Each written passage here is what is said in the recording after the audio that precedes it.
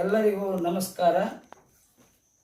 ನಮ್ಮ ಹೆಸರು ಶ್ರೀ ವೇದಮೂರ್ತಿ ಕುಬೇಂದ್ರ ಶಾಸ್ತ್ರಿಗಳು ಎಸ್ ಹಕ್ಕಂಡಿ, ಬಾಚಿಗೊಂಡನಹಳ್ಳಿ.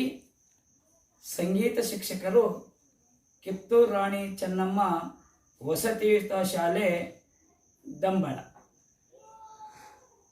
ನಾನು ವೀರೇಶ್ವರ ಪುಣ್ಯಾಶ್ರಮದಲ್ಲಿ ಪುಟ್ಟರಾಜ ಗುರುವರ್ಯರ ಸನ್ನಿಧಿಯಲ್ಲಿ ಸಂಗೀತ, ತಬಲಾ ಹಾಗೂ ಕೀರ್ತನ, ಪುರಾಣ, ಪ್ರವಚನಗಳನ್ನು ಕಲಿತು ಹಳ್ಳಿ, ನಗರ, ಪಟ್ಟಣಗಳಲ್ಲಿ ಮತ್ತು ಕರ್ನಾಟಕಾದ್ಯಂತ, ಆಂಧ್ರ ಪ್ರದೇಶ, ಮಹಾರಾಷ್ಟ್ರಗಳಲ್ಲಿ ಕೀರ್ತನೆ, ಪುರಾಣ, ಪ್ರವಚನ ಹಾಗೂ ಸಂಗೀತ ಕಾರ್ಯಕ್ರಮಗಳನ್ನು ನೀಡಿದ್ದು,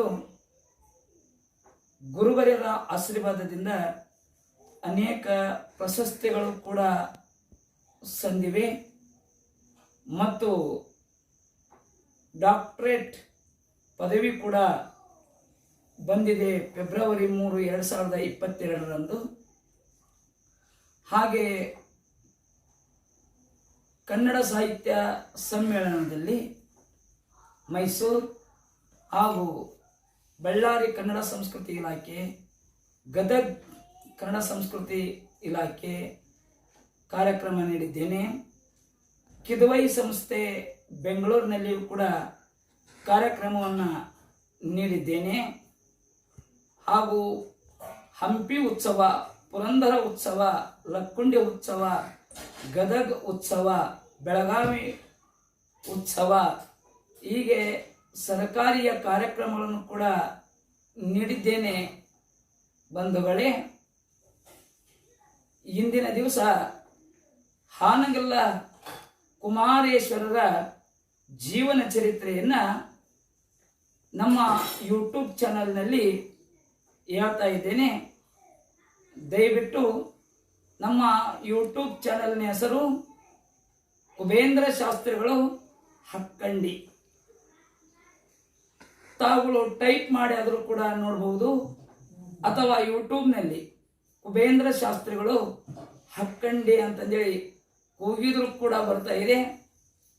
ನೋಡ್ತಕ್ಕಂಥ ವೀಕ್ಷಕರು ತಾವುಗಳು ನಮ್ಮ ಯೂಟ್ಯೂಬ್ ಚಾನಲ್ಗೆ ಲೈಕ್ ಮಾಡಿ, ಶೇರ್ ಮಾಡಿ ಮತ್ತು ಸಬ್ಸ್ಕ್ರೈಬ್ ಮಾಡಿ ಬೆಲ್ ಬಟನನ್ನು ಒತ್ತಿ.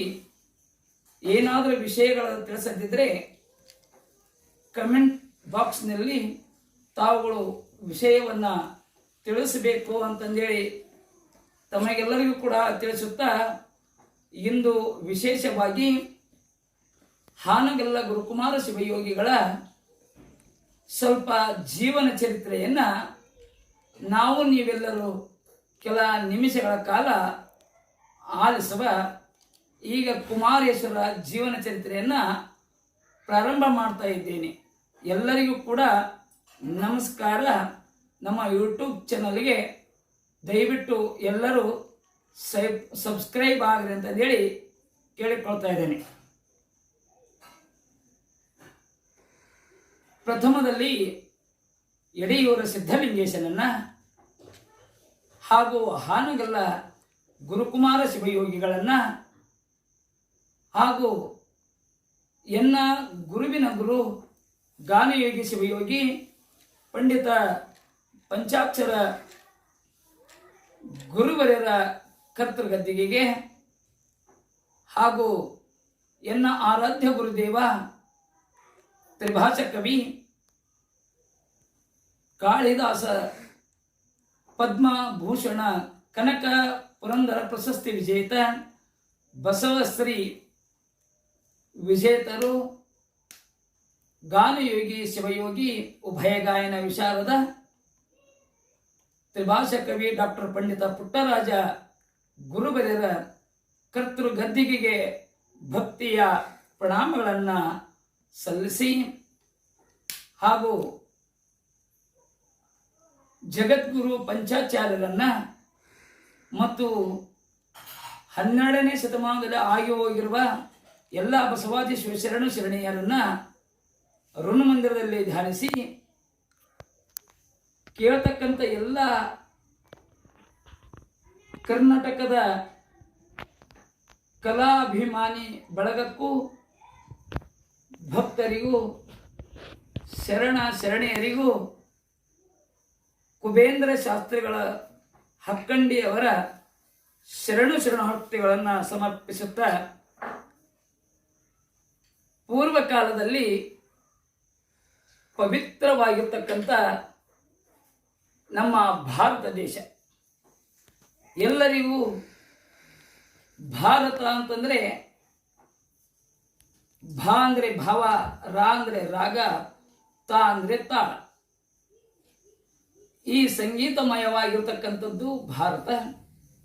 ಭರತ ಮುನಿ ಹುಟ್ಟಿರ್ತಕ್ಕಂಥ ದೇಶ ಭಾರತ.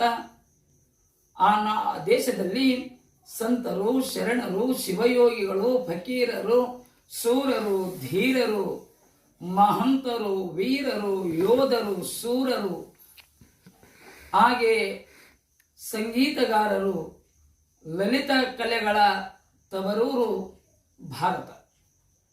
ಅಂತ ಭಾರತ ದೇಶದಲ್ಲಿ ಮಣಿಮುಕುಟವಾಗಿದೆ ಕರ್ನಾಟಕ ಪ್ರಾಂತ. ಆ ಕರ್ನಾಟಕ ಪ್ರಾಂತಕ್ಕೆ ಹೊಂದಿಕೊಂಡಿರ್ತಕ್ಕಂಥ ಜಿಲ್ಲೆ ಮೊದಲು ಧಾರವಾಡ ಇತ್ತು, ಈಗ ಹಾವೇರಿ.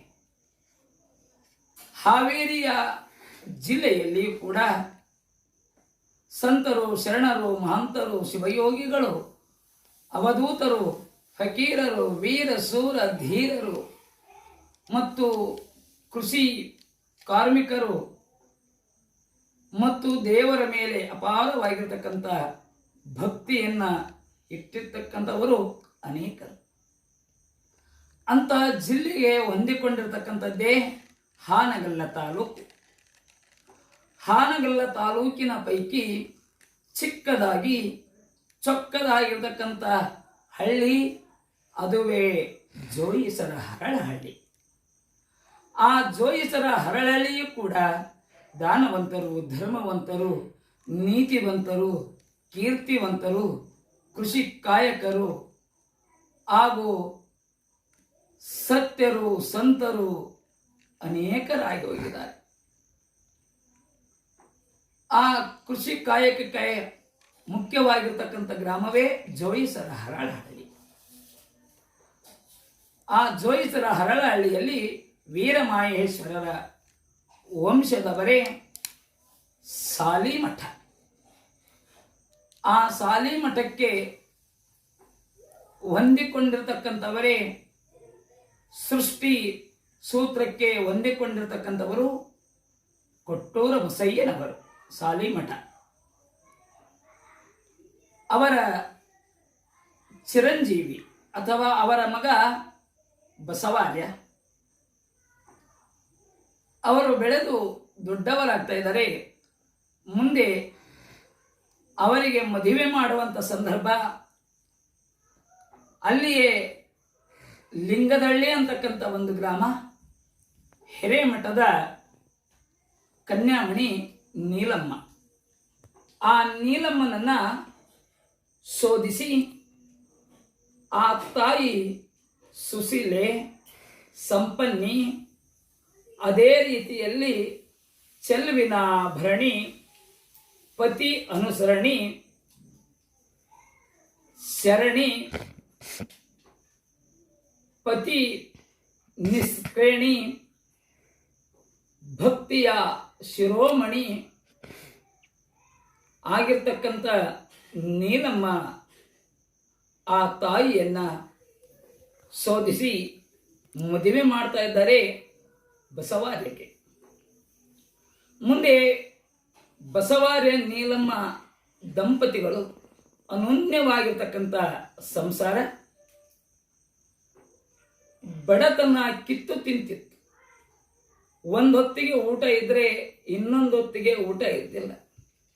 ದಿನ ನಿತ್ಯಲೂ ಹಿಟ್ಟಿನ ಭಿಕ್ಷೆಯನ್ನ ಮಾಡಿಕೊಂಡು ಬರಬೇಕು, ಅವರು ಊಟ ಮಾಡಬೇಕು. ಅಷ್ಟೊಂದು ಬಡತನ, ಬಡ ಜಂಗಮರು.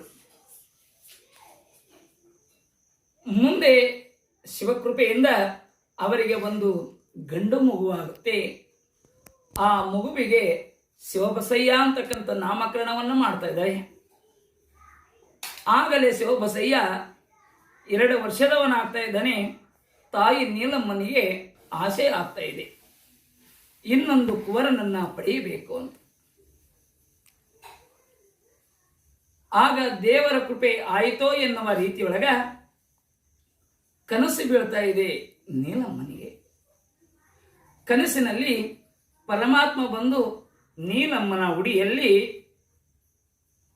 ಫಲ ಖರ್ಜೂರವನ್ನ ಇಟ್ಟು ಉಡಿ ತುಂಬಿ, ತಾಯಿಯೇ ನಿನಗೆ ಇನ್ನೊಂದು ಗಂಡು ಮಗುವಾಗುತ್ತೆ, ಆ ಮಗುವನ್ನ ನನಗೆ ಕೊಡಬೇಕು ಎಂದು ಕೇಳ್ತಾ ಇದ್ದಾನೆ. ಕನಸಿನಲ್ಲಿಯೇ ತಾಯಿ ಒಪ್ಪಿಕೊಳ್ತಾ ಇದ್ದಾಳೆ. ಬೆಳಗಿನ ಜಾವದಲ್ಲಿ ತನ್ನ ಪತಿಯಾಗಿರ್ತಕ್ಕಂಥ ಬಸವಾರೇನಿಗೆ ನಡೆದ ಕನಸಿನ ಘಟನೆಯನ್ನ ತಿಳಿಸ್ತಾ ಇದ್ದಾಳೆ. ಎಲ್ಲರಿಗೂ ಸಂತೋಷ. ಮುಂದೆ ತವರೂರಾಗಿರ್ತಕ್ಕಂಥ ಲಿಂಗದಹಳ್ಳಿ, ಆ ಲಿಂಗದಹಳ್ಳಿಗೆ ಹೋದಾಗ ಅಲ್ಲಿ ಪಕ್ಕದ ಊರು ನಂದಿಹಳ್ಳಿ. ಅಲ್ಲಿ ನಂದಿ ಬಸವೇಶ್ವರನ ಜಾತ್ರೆಗೆ ಎಲ್ಲರೂ ಹೋಗ್ತಾ ಇದ್ದಾರೆ. ನಂದಿ ಬಸವೇಶ್ವರನ ದರ್ಶನ ಆಶೀರ್ವಾದವನ್ನು ಪಡೆದು ರಥೋತ್ಸವದಲ್ಲಿ ಆ ನೀಲಮ್ಮ ತಾಯಿ ನಿಂತಾಗ ತೇರಿಗೆ ಎಲ್ಲರೂ ಉತ್ತತ್ತಿಯನ್ನು ಹಾಕುವಾಗ ನಂದಿ ಬಸವೇಶ್ವರ ಆ ಸ್ವಾಮಿಗೆ ಕೈ ಮುಗಿತಾ ಇದ್ದಾಳೆ. ಆಗ ಉತ್ತತ್ತಿ ತೇರಿನ ಕಳಸಕ್ಕೆ ಬಡಿದು ಬಲಭಾಗದಿಂದ ನೀಲಮ್ಮನ ಉಡಿಯಲ್ಲಿ ಬೀಳ್ತಾ ಇದೆ. ಬಹಳ ಸಂತೋಷವಾಗ್ತಾ ಇದೆ. ಆನಂದದ ಬಾಷ್ಪವನ್ನು ಸುರಿಸ್ತಾ ಇದ್ದಾಳೆ ನೀಲಮ್ಮ. ಅದನ್ನು ತೆಗೆದುಕೊಂಡು ಎಲ್ಲರಿಗೂ, ಮನೆಯವರಿಗೆಲ್ಲರಿಗೂ ಕೂಡ ನನಗೆ ನಂದಿ ಬಸವೇಶ್ವರನ ಆಶೀರ್ವಾದವಾಗಿದೆ, ಉತ್ತತ್ತಿ ಉಡಿಯಲ್ಲಿ ಬಂದು ಬಿದ್ದಿದೆ, ತೇರಿನ ಕಳಸಕ್ಕೆ ಬಡದು ಅಂತಂದೇಳಿ ಸಂತೋಷದಿಂದ ಮನೆಗೆ ಬಂದು ಸ್ನಾನ ಪೂಜೆ ಮಾಡಿ ಶಿವಧ್ಯಾನವನ್ನು ಮಾಡುತ್ತಾ ಖರ್ಜೂರವನ್ನು ಸ್ವೀಕಾರ ಮಾಡ್ತಿದ್ದಾಳೆ. ಶಿವಕೃಪೆ ಆಯಿತೋ ಎನ್ನುವ ರೀತಿಯಲ್ಲಿ ಮುಂದೆ ಆ ತಾಯಿ ಗರ್ಭವತಿ ಆಗ್ತಿದ್ದಾಳೆ ನೀಲಮ್ಮ. ಆಗ 3-4 ತಿಂಗಳಲ್ಲಿ ತವರ ಮನೆಯವರು ಕಳ್ಕುಂಸವನ್ನು ಮಾಡಿ, ತದನಂತರ ವೀರಶೈವ ಧರ್ಮದ ಪ್ರಕಾರ 7ನೇ ತಿಂಗಳು ಮುಗಿದು 8ನೇ ತಿಂಗಳಿಗೆ ಲಿಂಗಧಾರಣ ಕ್ರಿಯೆ ಅಥವಾ ಸೀಮಂತ ಕಾರಣ, ಕುಬುಸದ ಕಾರಣ ಹೀಗೆ ನೆರವೇರಿಸ್ತಾ ಇದ್ದಾರೆ. ಸಂತೋಷದಲ್ಲಿ ಕಾಲವನ್ನು ಕಳೀತಾ ಇದ್ದಾಳೆ. ಸದಾ ಕಾಲ ಶಿವಚಿಂತೆ, ಶಿವಭಜನೆ ಹಾಗೂ ಶಿವಾರ್ಚನೆ, ಗುರುಲಿಂಗ ಜಂಗಮರ ಸೇವೆಯನ್ನು ಮಾಡ್ತಾ ಇದ್ದಾಳೆ. ಪತಿ ಸೇವೆಯನ್ನು ಅತಿ ಭಕ್ತಿಯಿಂದ ಮಾಡ್ತಾ ಇದ್ದಾಳೆ. ಮಾವ ಕೊಟ್ಟೂರ ಬಸಯ್ಯನವರ ಸೇವೆಯನ್ನ ಅತಿ ಭಕ್ತಿಯಿಂದಲೂ ಕೂಡ ಮಾಡ್ತಾ ಇದ್ದಾಳೆ. ಮುಂದೆ ದಿನ ಕಳೆದಂತೆ 1, 2, 3, 4 ಹೀಗೆ ನವಮಾಸಗಳು ಕಳೀತಾ ಇದ್ದಾವೆ. 9 ತಿಂಗಳು ಕಳೆದು ದಶತಾರೆಯ ಸುಯೋಗದಲ್ಲಿ ಶ್ರೀ ಶಾಲಿವಾನಸಿಕೆ 1789 ಇಸ್ವಿ ಅಂದರೆ 1867. ಶಾಲಿವಾನಸಿಕೆಗೂ ಇಸ್ವಿಗೂ 78 ವರ್ಷ ವ್ಯತ್ಯಾಸ ಇರ್ತದವೆ. ಇಸ್ವಿ 78 ವರ್ಷ ಮುಂದಿದ್ರೆ ಶಾಲಿವಾನಸಿಕೆ 78 ವರ್ಷ ಹಿಂದೆ ಇರ್ತಾ ಇದೆ ಪುಣ್ಯಾತ್ಮರೇ. ಹಾಗೆ 1789 ಶಾಲಿವಾನಸಿಕೆ ಪ್ರಭವ ನಾಮ ಸಂವತ್ಸರ,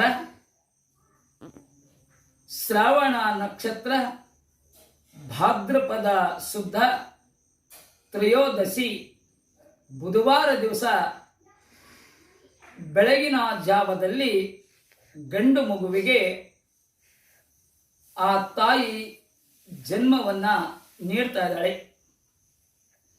ಕುಂಡಲಿಯ ಪ್ರಕಾರ 2ನೇಯ ಸೂರ್ಯ, 3ನೇಯ ಕುಜ, 4ನೇಯ ಮಂದ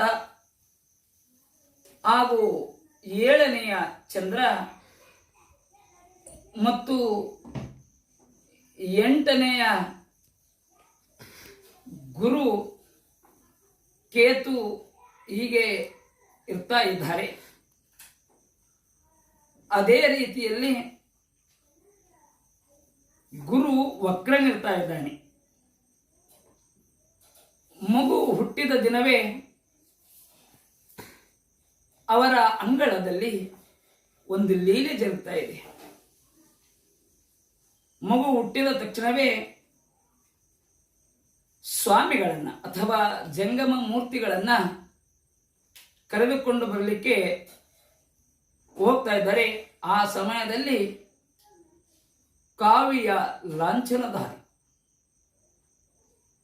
ತಲೆಗೆ ಪೇಟ, ಹಣೆಗೆ ವಿಭೂತಿ, ಕೊರಳಿಗೆ ರುದ್ರಾಕ್ಷಿ, ಹಾವಿಗೆ ಬೆತ್ತ, ಜೋಳಿಗೆ ಹಿಡಿದುಕೊಂಡು ಒಬ್ಬ ಜಂಗಮ ಮಹೇಶ್ವರ ಬರ್ತಾ ಇದ್ದಾನೆ. ಭವತಿ ಭಿಕ್ಷಾಂದಿ. ಆಗ ಒಬ್ಬ ಮುದುಕಿ ಹೇಳ್ತಿದ್ದಾಳೆ, ಆ ಮನೆಯ ಮುದುಕಿ, ಯಪ್ಪ,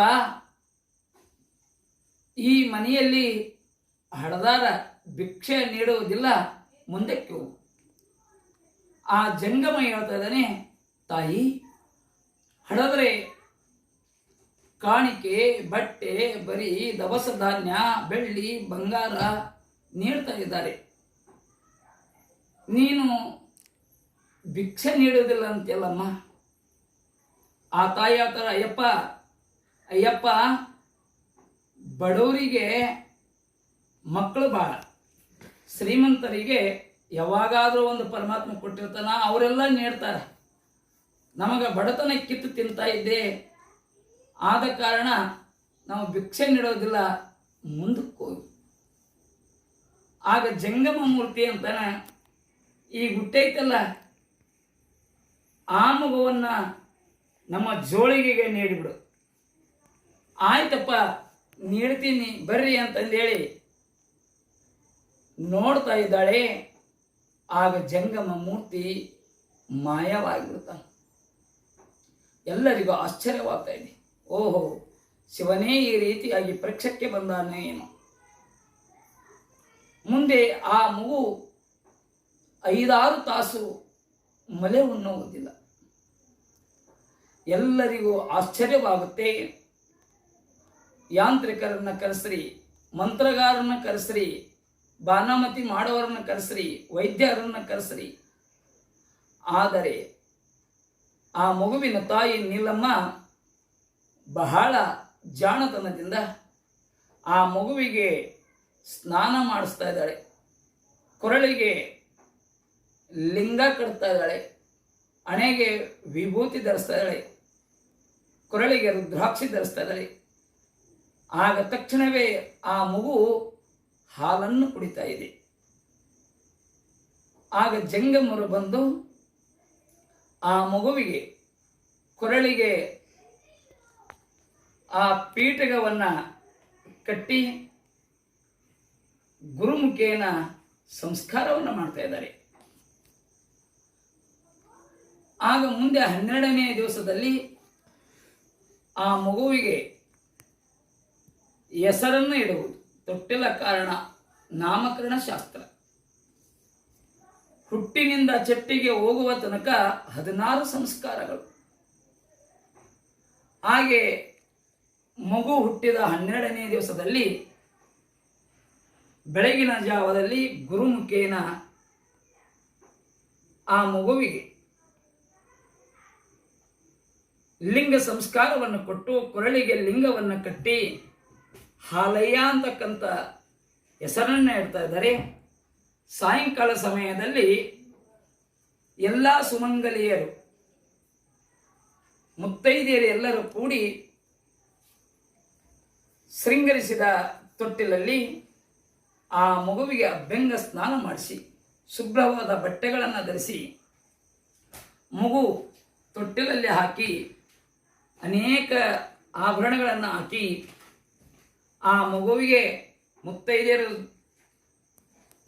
ತೊಟ್ಟಿಲನ್ನು ತೂಗುತ್ತಾ ಜೋಗುಳವನ್ನು ಪಾಡಿ ಹಾಲಯ್ಯ ಅಂತಕ್ಕಂಥ ಹೆಸರನ್ನು ಇಡ್ತಾ ಇದ್ದಾರೆ. ಹಾಲಯ್ಯ ಮುಂದೆ ಬೆಳೆಯುತ್ತಿರುವಾಗ ಬಂದಿರತಕ್ಕಂಥ ಎಲ್ಲ ಭಕ್ತ ಸಮೂಹಕ್ಕೆ ತಮ್ಮ ಕೈಲಾದ ಮಟ್ಟಿಗೆ ದಾನ ಧರ್ಮ ಪರೋಪಕಾರಗಳನ್ನು ಮಾಡ್ತಾ ಇದ್ದಾರೆ. ಅದೇ ರೀತಿಯಾಗಿ ಮಗುವಿಗೆ ಮುಂದೆ ವಿದ್ಯಾ ಕಲೀಲಿಕ್ಕೆ ಇರಲಿ ಅಂತಂದೇಳಿ ಅನೇಕ ಜನರು ಕಾಣಿಕೆಯನ್ನು ಕೊಡ್ತಾ ಇದ್ದಾರೆ. ಪಾಟಿ ಪುಸ್ತಕಗಳನ್ನು, ಬಳಾಪಗಳನ್ನು, ಅಂಕಲಿಪುಗಳನ್ನು, ಬಟ್ಟೆ ಬರಿಗಳನ್ನು ಮತ್ತು ಬೆಳ್ಳಿ ಬಂಗಾರದ ಆಭರಣಗಳನ್ನು ಇತ್ತು ಒಳ್ಳೆಯ ಭೋಜನವನ್ನು ಸ್ವೀಕಾರ ಮಾಡಿಕೊಂಡು ಹೋಗ್ತಾ ಇದ್ದಾರೆ. ಹಾಲಯ್ಯ ಮುಂದೆ ಬೆಳೀತಾ ಬೆಳೀತಾ ದೊಡ್ಡವನಾಗ್ತಾ ಇದ್ದಾರೆ. ಒಳ್ಳೆಯ ಸಂಸ್ಕಾರವಂತನಾಗ್ತಾ ಇದ್ದಾನೆ ಹಾಲಯ್ಯ ಸ್ವಾಮಿ. ಹಾಲಯ್ಯ ಶಿವಬಸಯ್ಯ ಇಬ್ಬರು ಬೆಳೀತಾ ಇರ್ತಾರೆ ತಂದೆ ತಾಯಿ ಮತ್ತು ಅಜ್ಜನ ಜೊತೆಯಲ್ಲಿ. ಹೀಗಿರ್ತಿರುವಾಗ ಬಡತನ ಯಾರಿಗೂ ಕೂಡ ಬರಬಾರದು. ಎಷ್ಟು ಬಡತನ ಇತ್ತಂದ್ರೆ ಒಂದು ಹೊತ್ತಿನ ಊಟಕ್ಕೂ ಕೂಡ ಗತಿ ಇಲ್ಲ ಅಂತ ಬಡತನ. ಚಿಕ್ಕ ವಯಸ್ಸಿನಲ್ಲಿ ಆ ಇಬ್ಬರು ಸಹೋದರರು ಬೆಳೆಯುತ್ತಿರುವಾಗ ಆ ವಿಧಿಲಿಖಿತ ಯಾರನ್ನೂ ಕೂಡ ಬಿಟ್ಟಿಲ್ಲ. ಹರಿನಾಪಿ ಹರನಾಪಿ ಬ್ರಹ್ಮನಾಪಿ ಸುರರಪಿ ಲಲಾಟ ಲಿಖಿತ ರೇಖ ಪರಿಮಾಷ್ಟುಂ ನ ಸಿಖ್ಯತೆ ಎನ್ನುವ ರೀತಿಯಲ್ಲಿ ಮುಂದೆ ಹಾಲಯ್ಯನ ತಂದೆ ಬಸವಾರ್ಯ ಅನಾರೋಗ್ಯದಿಂದ ತೀರಿ ಹೋಗಿಬಿಡ್ತಾ ಇದ್ದಾರೆ. ನೀಲಮ್ಮನಿಗೆ ಮತ್ತಿಷ್ಟು ಕಷ್ಟವಾಗುತ್ತೆ. ಯಾಕಂದರೆ ಮಾವ ಕೊಟ್ರು ಬಸಯ್ಯನನ್ನ ಮತ್ತು ಮಕ್ಕಳಾದ ಶಿವಬಸಯ್ಯ ಹಾಲಯ್ಯನನ್ನ ಎಲ್ಲರನ್ನ ಯಾವ ರೀತಿಯಾಗಿ ಜೋಪಾನ ಮಾಡಬೇಕು ಎಂದು ಸಂಕಟ ಪಡ್ತಾ ಇದ್ದಾಳೆ ನೀಲಮ್ಮ. ಆಗ ಕೊಟ್ಟೂರು ಬಸಯ್ಯ ಸಮಾಧಾನ ಮಾಡಿ ಎಮ್ಮೆಗಳನ್ನು ಕಾಯ್ತಾ ಇದ್ದಾರೆ ಕೊಟ್ಟೂರು ಬಸಯ್ಯನವರು. ಮುಂದೆ ಮಕ್ಕಳು 5-6 ವಯಸ್ಸಿಗೆ ಬಂದಾಗ ಆ ಊರಿನಲ್ಲಿ ಶಾಲೆಗೆ ಸೇರಿಸಿ ವಿದ್ಯೆಯನ್ನು ಕಲಿಸ್ತಾ ಇದ್ದಾರೆ. ದಿನನಿತ್ಯಲೂ ಆ ಮಕ್ಕಳಿಗೆ ಒಳ್ಳೆಯ ಸಂಸ್ಕಾರವನ್ನು ಕೊಡುತ್ತಾ ಒಳ್ಳೆಯ ಜ್ಞಾನವನ್ನು ಕೊಡ್ತಾ ಇದ್ದಾರೆ. ಆಗ ಶಿವಬಸಯ್ಯ 10 ವರ್ಷ, ಹಾಲಯ್ಯ ಸ್ವಾಮಿ 8 ವರ್ಷ ಶಿವದೀಕ್ಷೆಯನ್ನು ಕೊಡ್ತಾ ಇದ್ದಾರೆ ಗುರುಗಳಿಂದ. ಅಲ್ಲಿ ವೀರಯ್ಯನವರು ಕೂಡ ಅವರಿಗೆ ಗುರುಗಳಾಗಿ ವಿದ್ಯೆಯನ್ನು ಕಲಿಸ್ತಾ ಇದ್ದಾರೆ. ಶಿವದೀಕ್ಷೆ ಸಂಸ್ಕಾರ ಕೊಟ್ಟಾಗ ಹಣೆಗೆ ವಿಭೂತಿ, ಕೊರಳಿಗೆ ರುದ್ರಾಕ್ಷಿ ಹಾಗೂ ಕಾವಿ ಮತ್ತು ಜೋಳಿಗೆ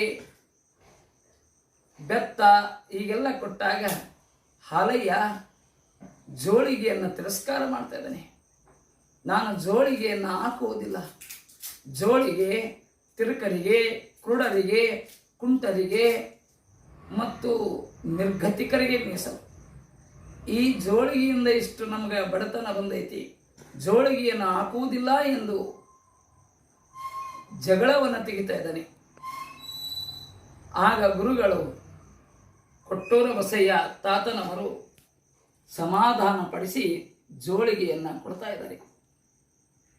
ಮುಂದೆ ಹಾಲಯ್ಯ ದಿನನಿತ್ಯಲೂ ಹಳ್ಳಿಗೆ ಮತ್ತು ತಮ್ಮ ಊರೊಳಗ ಇಟ್ಟು ಭಿಕ್ಷೆಯನ್ನು ಹೋಗ್ತಾ ಇದ್ದಾನೆ. ಇಟ್ಟಿನ ಭಿಕ್ಷಕ್ಕೆ ಹೋಗ್ತಾ ಇದ್ದಾರೆ. ಒಂದು ದಿನ ನಿತ್ಯಲೂ ಕೂಡ ಭಿಕ್ಷೆಯನ್ನು ಮಾಡಿಕೊಂಡು ಬರಬೇಕು. ಆ ಬಂದಿರತಕ್ಕಂಥ ಹಿಟ್ಟಿನಲ್ಲಿ ಗಂಜಿ ಅಥವಾ ರೊಟ್ಟಿ ಮಾಡಿಕೊಂಡು ಊಟ ಮಾಡಬೇಕು. ಯಾರಾದರೂ ರೊಟ್ಟಿ ಕೊಟ್ಟರೆ ಅವ ರೊಟ್ಟಿಯನ್ನು ತಾಯಿ ಮಕ್ಕಳು ಅಜ್ಜ ಊಟ ಮಾಡಬೇಕು. ಹೀಗಿರುವಾಗ ಒಂದು ದಿನ ಪರೀಕ್ಷಾ ಕಾಲ ಎನ್ನುವ ರೀತಿಯಲ್ಲಿ ಹಾಲಯ್ಯ ಎಲ್ಲೋ ಹೋಗಿದ್ದ. ಸ್ವಲ್ಪ ಲೇಟ್ ಆಗಿ ಬಂದ. ಆಗಲೇ ಅಜ್ಜ, ತಾಯಿ ನೀಲಮ್ಮ, ಶೋಭಸಯ್ಯ ಊಟ ಮಾಡಿದ್ರು. ಹಾಗೆ ಹಾಲಯ್ಯ ಸ್ವಾಮಿಗೆ ಒಂದು ರೊಟ್ಟಿ ಇಟ್ಟಿದ್ರು. ಬಂದ ತಕ್ಷಣ ಎಲ್ಲೋಗಿದ್ದೋ ಹಾಲಯ್ಯ, ಊಟದ ಸಮಯ ಆಗಿಲ್ಲವೇ ನಿನಗೆ? ತಗೋ ಊಟ ಮಾಡು, ನಮ್ದೆಲ್ಲ ಊಟ ಆಗಿದೆ ಎಂದು ಒಂದು ರೊಟ್ಟಿಯನ್ನು ಕೈಯಲ್ಲಿ ಕೊಟ್ಟಾಗ ಇನ್ನೇನು ಮುರ್ಕೊಂಡು ತಿನ್ನಬೇಕು ಅನ್ನುವಂತಹ ಸಮಯಕ್ಕೆ ಆಗ ಯಾರೋ ಒಬ್ಬರು ಭಿಕ್ಷುಕರು ಬರ್ತಾ ಇದ್ದಾರೆ. ಭವತಿ ಭಿಕ್ಷಾಂದೇಹಿ ಅಂತ ಜಂಗಮರು. ಹಾಲಯ್ಯ ತಾನು ಊಟ ಮಾಡಬೇಕನ್ನುವಂಥ ರೊಟ್ಟಿಯನ್ನು ತೆಗೆದುಕೊಂಡು ಹೋಗಿ ಆ ಜಂಗಮರಿಗೆ ಕೊಟ್ಟು ಬಿಟ್ಟ. ತಾಯಿ ಬೈತಾ ಇದ್ದಾಳ, ಏನು ಹಾಲಯ್ಯ, ಅವರಿಗೆ ಕೊಟ್ಟು ನೀನು ಉಪವಾಸ ಇರ್ತೀಯ, ನಿನಗೆ ಮುಂದೆ ಬೇರೆ ರೊಟ್ಟಿಯೂ ಕೂಡ ಇಲ್ಲಲ್ಲ, ಉಪವಾಸ ಮಾಡತ್ತೇನು, ಕೊಡಬಾರ್ದಾಗಿತ್ತು ಅವರಿಗೆ. ಅಮ್ಮ, ನಾವು ಕೂಡ ಭಿಕ್ಷುಕರೇ, ದಿನನಿತ್ಯಲು ಜೋಳಿಗೆಯನ್ನು ಹಾಕಿಕೊಂಡು ಮನೆ ಮನೆಗೆ ಭಿಕ್ಷೆ ಬೇಡ್ತೀವಿ. ನಮಗೂ ಯಾರಾದರೂ ನಿಮಗೆ ಭಿಕ್ಷೆ ನೀಡೋದಿಲ್ಲ, ಮುಂದಕ್ಕೆ ಹೋಗ್ರಿ ಅಂದರೆ ಮನಸ್ಸಿಗೆ ಎಷ್ಟು ನೋವಾಗುತ್ತೆ. ಹಾಗೆ ತಿರ್ಕೊಂಡು ತಂದದ್ದನ್ನು ಕರ್ಕೊಂಡು ಊಟ ಮಾಡಬೇಕಮ್ಮ, ಹೋಗಲಿ ಬಿಡು, ಇವತ್ತೊಂದಿನ ಉಪವಾಸ ಇದ್ರೆ ನಾವೇನು ಸಾಯಂಗಿಲ್ಲ ಅಂತ ಬುದ್ಧಿವಾದವನ್ನು ಹೇಳಿದ. ಹಾಗೆ ಮುಂದೆ ಹಾಲಯ್ಯ ಹಳ್ಳಹಳ್ಳಿಗೆ ಭಿಕ್ಷೆಯನ್ನು ಬೇಡ್ತಾ ಇದ್ದಾನೆ. ಭಿಕ್ಷೆಯನ್ನು ಬೇಡ್ತಿರುವಾಗ 3ನೇತ್ತ ಶಾಲಿ 4ನೇತ್ತ ಶಾಲಿ ಈಗ ಓದ್ತಾ ಇದ್ದ ಆ ಊರೊಳಗ. ಭಿಕ್ಷೆಗೆ ಹೋದಾಗ ಒಂದು ಹಳ್ಳಿಯವರು ಒಬ್ಬ ಭಕ್ತರಂತರ, ಏ ಅಯ್ಯಪ್ಪ, ದುಡ್ಕೊಂಡ್ ತಿನ್ನಕ್ ಬರಂಗಿಲ್ಲವನೋ, ತಿರ್ಕೊಂಡ್ ತಿಂತೀಯಲ್ಲ, ಹಳ್ಳಿಗೆ ಭಿಕ್ಷೆ ಬೇಡ್ತೀರಿ, ದುಡ್ಕೊಂಡ್ ತಿನ್ನು, ನಿನಗೆ ಒಳ್ಳೇದಾಕೈತಿ. ಎದಕ್ಕೆ ಹಾಕಿದಿ ಜೋಳಿಗೆನ? ಹೋಗಿ ಏನಾದರೂ ಕೆಲಸ ಮಾಡು, ಬೇರೆ ಕೆಲಸ ಮಾಡಿ ನೀವು ಊಟ ಮಾಡು, ಈ ಜೋಳಿಗೆ ಯಾಕೆ ಹಾಕಿ ಅಂತ ಬೈದ ತಕ್ಷಣವೇ ಆಗ ಹಾಲಯ್ಯ ನಿರ್ಧಾರ ಮಾಡಿದ, ಇವತ್ತೇ ಈ ಜೋಳಿಗೆ ಕೊನೆಯದು, ಇನ್ನು ಎಂದೂ ಕೂಡ ಜೋಳಿಗೆಯನ್ನು ಹಾಕಬಾರ್ದು ಅಂತಂದೇಳಿ ಮನೆಗೆ ಬಂದು ಗೂಟಕ್ಕೆ ಹಾಕಿದ. ಆಗ ಅವತ್ತು ನೋಡ್ತಾ ಇದ್ದಾರೆ ಸ್ವಲ್ಪ ಕಾಳುಗಳಿದ್ವು. ಶೋಭಸೈ ಅಂತನ ಇವ ಎಲ್ಲೇ ಮಾರ್ಕೊಂಡು ಬಂದಾನ, ಭಿಕ್ಷೆ ಕೊಟ್ಟದ್ದು ಜೋಳಗಳನ್ನು ಮಾರ್ಕೊಂಡು ಬಂದಾನ. ತಾಯಿ ಅಣ್ಣ ಬೈತಾ ಇದ್ದಾರೆ, ಇನ್ನು ಮುಂದೆ ನಾನು ಭಿಕ್ಷೆಗೆ ಹೋಗುವುದಿಲ್ಲ, ಆ ಜೋಳಿಗೆಯನ್ನು ಹಾಕುವುದಿಲ್ಲ ಅಂತಂದೇಳಿ ಮೂಲಿ ಹಿಡಿದು ಮಲಗಿದ. 2-3 ದಿವಸ ಆಯಿತು. ಆ ಮಗು ಹಾಲಯ್ಯ ಭಿಕ್ಷೆಗೆ ಹೋಗಲಿಲ್ಲ, ಊಟ ಕೂಡ ಮಾಡಲಿಲ್ಲ. ಶೋಭಸೈಗೆ ಸಿಟ್ಟು ಬರ್ತಾ ಇದೆ. ಏನು ಹಾಲಯ್ಯ, ಹಿಂಗೆ ಮೂಲಿಯೊಳಗೆ ಮಲಗಿದ್ರೆ ನಮ್ಮ ಜೀವನ ಹೆಂಗೆ ನಡಿತೈತಿ? ಹೋಗಿ ಭಿಕ್ಷೆಗೆ. ನಾನು ಭಿಕ್ಷೆಗೆ ಎಂದೂ ಕೂಡ ಹೋಗುವುದಿಲ್ಲ, ಇನ್ನು ಮುಂದೆ ಆ ಜೋಳಿಗೆಯನ್ನು ಹಾಕುವುದಿಲ್ಲ. ಹಾಗಾದರೆ ಬಟ್ಟೆಯಾದರೂ ತೊಳ್ಕೊಂಬ ಎಂದು ಬೈದಾಗ, ಆಯಿತು ಅಂತಂದೇಳಿ ಬಟ್ಟೆ ತೊಳಿಲಿಕ್ಕೆ ಎಲ್ಲ ಬಟ್ಟೆಗಳನ್ನು ತೆಗೆದುಕೊಂಡು ಹಳ್ಳಕ್ಕೆ ಹೋದ. ಎಲ್ಲ ಬಟ್ಟೆಗಳನ್ನು ತೊಳೆದು ಒಣಗಿಸಿ ಅವನ್ನ ಗಂಟು ಕಟ್ಟಿ ಒಬ್ಬರ ಕಡೆ ಕೊಡ್ತಾ ಇದ್ದಾನೆ.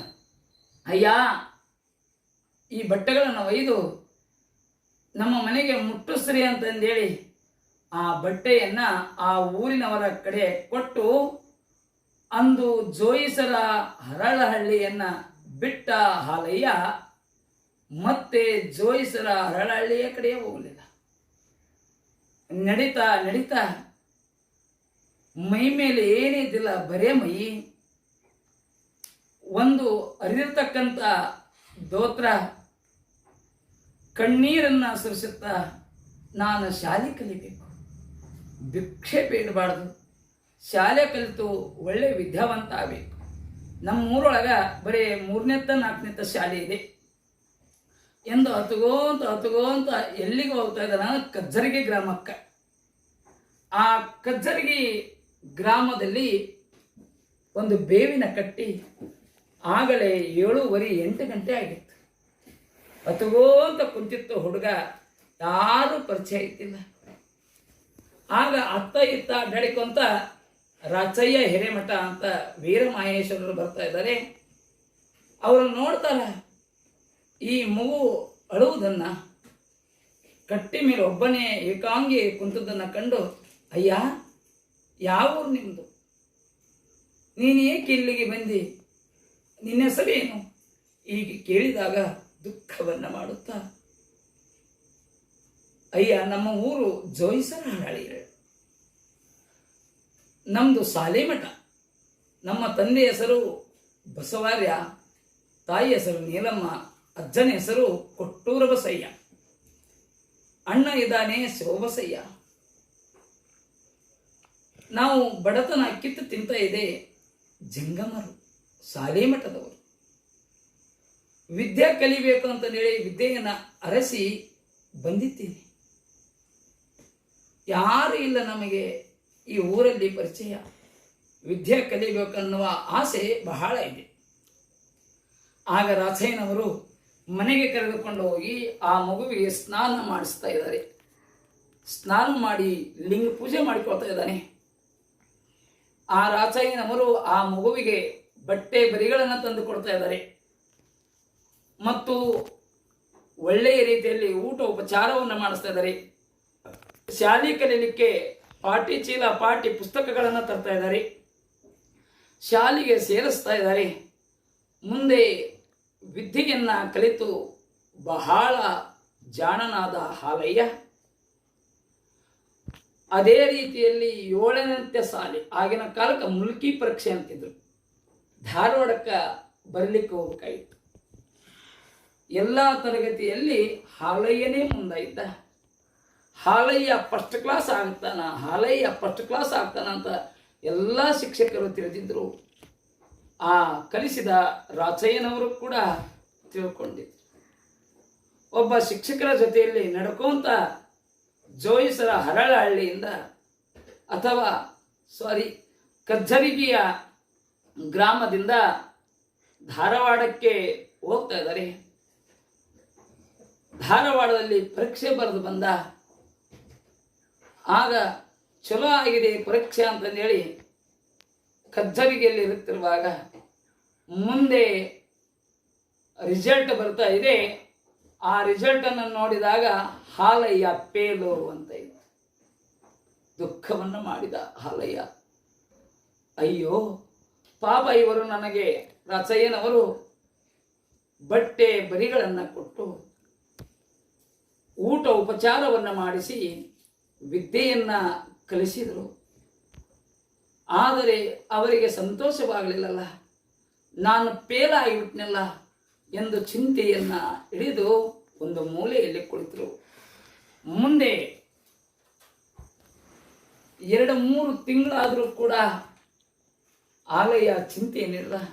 ಎಲ್ಲ ಶಿಕ್ಷಕರು ಗುರು ಹಿರಿಯರು ಹೇಳ್ತಾರೆ, ಯಾಕೆ ಚಿಂತೆ ಮಾಡ್ತೀರಿ, ಮುಂದಿನ ವರ್ಷ ಮತ್ತು ಕಲಿಯುವಂತೆ ಮತ್ತು ಪರೀಕ್ಷೆ ಬರಿ ಮತ್ತು ಪಾಸ್ ಹಾಕಿದಿ, ಎದಕ್ಕೆ ಚಿಂತೆ ಮಾಡ್ತಿದ್ದಿ ಅಂದಾಗ ನಾನು ಈ ಊರಲ್ಲೇ ಇರುವುದು ಬೇಡ ಅಂತಂದೇಳಿ ಆ ರಾಚಯ್ಯನವರಿಗೆ ನಮಸ್ಕರಿಸಿ ನಾನು ಮುಂದೆ ಹೋಗ್ತಾ ಇದ್ದೇನೆ ಅಂತಂದೇಳಿ ಗುರು ಹಿರಿಯರಿಗೆ ಎಲ್ಲರಿಗೆ ಹೇಳಿ ಅಲ್ಲಿ ತಾಯಿಯ ತವರೂರಾಗಿರ್ತಕ್ಕಂಥ ಲಿಂಗದಳ್ಳಿಗೆ ಬರ್ತಾ ಇದ್ದಾರೆ.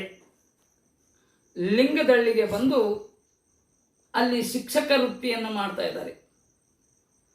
ಆಗ ಶಿಕ್ಷಕ ವೃತ್ತಿಯನ್ನು ಮಾಡುತ್ತಿರುವಾಗ ಎಲ್ಲ ಮಕ್ಕಳಿಗೂ ಒಳ್ಳೆಯ ವಿದ್ಯೆಯನ್ನು ಹೇಳಿಕೊಡ್ತಾ ಇದ್ದಾರೆ ಹಾಲಯ್ಯ ಸ್ವಾಮಿ.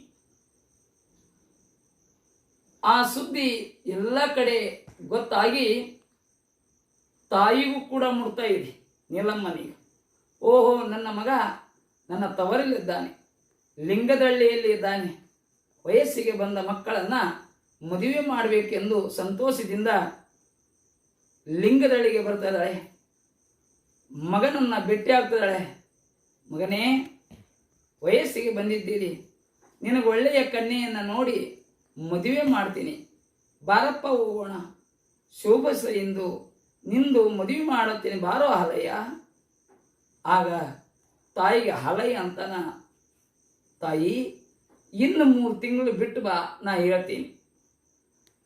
ಆಗಲಿ ಅಂತ ತಿಳ್ಕೊಂಡು ಮತ್ತೆ 3 ತಿಂಗಳು ಬಿಟ್ಟು ಬರ್ತಾ ಇದ್ದಾರೆ. ಆಗ ನೀಲಮಂತಳ, ಮಗನೇ ಹಾಲಯ್ಯ ಬಾರಪ್ಪ, ಈಗಾದರೂ ಹೋಗೋಣ ಬಾ, ಮದುವೆ ಮಾಡ್ತೀನಿ ನಿಮ್ಮಣ್ಣಂದು ನಿಂದು. ಆಗ ಹಾಲಯ್ಯ ತಾನು ಗಳಿಸಿಟ್ಟಿರ್ತಕ್ಕಂಥ 300 ರೂಪಾಯಿ ಶಿಕ್ಷಕ ವೃತ್ತಿಯನ್ನು ಮಾಡಿ 300 ರೂಪಾಯಿ ಸಂಗ್ರಹ ಮಾಡಿದ್ದ. ಆ 300 ರೂಪಾಯಿಗಳನ್ನು ತಾಯಿಯ ಉಡಿಯಲ್ಲಿ ಹಾಕಿ, ಅಮ್ಮ ಇವತ್ತಿಗೆ ನನಗೂ ನಿನಗೂ ಸಂಬಂಧ ಹರಿದೋಯ್ತು, ನೀನು ಹಡೆದು ಜೋಪಾನ ಮಾಡಿದ್ದಿ, ಅದರ ಋಣ ಮುಟ್ಟಿಸಲಿಕ್ಕಾಗಿ ಈ 300 ರೂಪಾಯಿ ತೆಗೆದುಕೋ, ಇದರಲ್ಲಿ ಏನಾದರೂ ಜೀವನ ಮಾಡು. ಇನ್ನೊಬ್ಬ ಮಗ ಇದ್ದಾನ ಶುಭಸಯ್ಯ, ಅಣ್ಣನಿಗೆ ಮದುವೆ ಮಾಡಿ ನೀವು ಸುಖ ಸಂತೋಷದಿಂದ ಇರ್ರಿ, ನನ್ನನ್ನು ಬಿಟ್ಟು ಬಿಡ್ರಿ, ಸಮಾಜದ ಸೇವೆಗಾಗಿ ನಾನು ಇರ್ತಾ ಇದ್ದೇನೆ ಎಂದು ತಾಯಿಯ ಪಾದಕ್ಕೆ ನಮಸ್ಕಾರ ಮಾಡಿದ 300 ರೂಪಾಯಿಯನ್ನು ತಾಯಿಯ ಉಡಿಲಲ್ಲಿ ತುಂಬಿ ಕಣ್ಣೀರಾಗ್ತಾ ಇದ್ದಾಳೆ ನೀಲಮ್ಮ. ಅಳ್ತಾ ಇದ್ದಾಳೆ, ಬಾಲಯ್ಯ ಬಾಲಯ್ಯ, ಇಲ್ಲ ನಾನು ಬರುವುದಿಲ್ಲ ಎಂದು ತಾಯಿಯನ್ನು ಕಳಿಸಿಕೊಡ್ತಾನೆ. ಇನ್ನು ನಾನು ಇಲ್ಲೇ ಇದ್ದರೆ ಇವರು ಆಗಾಗ ಬರ್ತಾ ಇರ್ತಾರೆ ಅಂತ ತಿಳಿದುಕೊಂಡು ಆ ಲಿಂಗದಳ್ಳಿಯನ್ನು ಬಿಟ್ಟು ನಿಜಗುಣಾರ್ಯರ ಶಾಸ್ತ್ರವನ್ನು, ಅಂದರೆ ನಿಜಗುಣರ ಷಟ್ಶಾಸ್ತ್ರವನ್ನು ಕಲಿಬೇಕಂತ ಹೇಳಿ ಹುಬ್ಬಳ್ಳಿಗೆ ಹೋಗ್ತಾ ಇದ್ದಾರೆ. ಆಗ ಹುಬ್ಬಳ್ಳಿಯಲ್ಲಿ ಸಿದ್ಧಾರೂಢ ಮಠದಲ್ಲಿ ಶಾಸ್ತ್ರವನ್ನು ಕಲಿತಾ ಇದ್ದಾರೆ, ರುದ್ರಾಕ್ಷಿಯ ಮಠದಲ್ಲಿ ವಸ್ತಿಯನ್ನು ಮಾಡ್ತಾ ಇದ್ದಾರೆ, ಮನೆ ಮನೆಗೆ ಭಿಕ್ಷೆಯನ್ನು ಬೇಡ್ತಾ ಇದ್ದಾರೆ. ಮನೆ ಮನೆಗೆ ಭಿಕ್ಷೆಯನ್ನು ಬೇಡಿ ಹಾಲಯ್ಯ ದಿನಗಳಿತಾ ಇದ್ದಾನೆ. ಒಂದು ದಿನ ಒಂದು ಓಣಿ ಒಳಗ ಭಿಕ್ಷೆಗೆ ಹೋದಾಗ ಒಬ್ಬ ಯುವತಿ ಅವನ ಕೈ ಹಿಡಿದು, ಬಾ ಹಾಲಯ್ಯ, ನನಗೆ ಸುಖವನ್ನು ಕೊಡು, ಸಂತೋಷವನ್ನು ಕೊಡು ಎಂದಾಗ ಹಾಲಯ್ಯ, ಇಲ್ಲ ಈಗ ಅಗಲಿ ಇದೆ, ರಾತ್ರಿಯ ಸಮಯದಲ್ಲಿ ನಾನು ಬರ್ತಾ ಇದ್ದೇನೆ, ನಿನಗೆ ಸುಖ ಸಂತೋಷವನ್ನು ಕೊಡ್ತಾ ಇದ್ದೇನೆ ಎಂದು ತಪ್ಪಿಸಿಕೊಂಡು ಬಂದ ಹಾಲಯ್ಯ ಆ ಓಣಿಗೆ ಹೋಗಲಿಲ್ಲ. ಅಂತ ಬ್ರಹ್ಮಚಾರಿ ಹಾಲಯ್ಯ ಮುಂದೆ ವಿದ್ಯೆಯನ್ನು ಕಲಿತಾಗ ಅವನಿಗೆ ಸಂಶಯ ಬರ್ತಾ ಇದೆ, ನನಗೆ ಲಿಂಗವನ್ನು ಕಟ್ಟಬೇಕೋ ಬಿಡಬೇಕು. ಯಾಕಂದ್ರೆ ಸಿದ್ಧಾರೂಢರು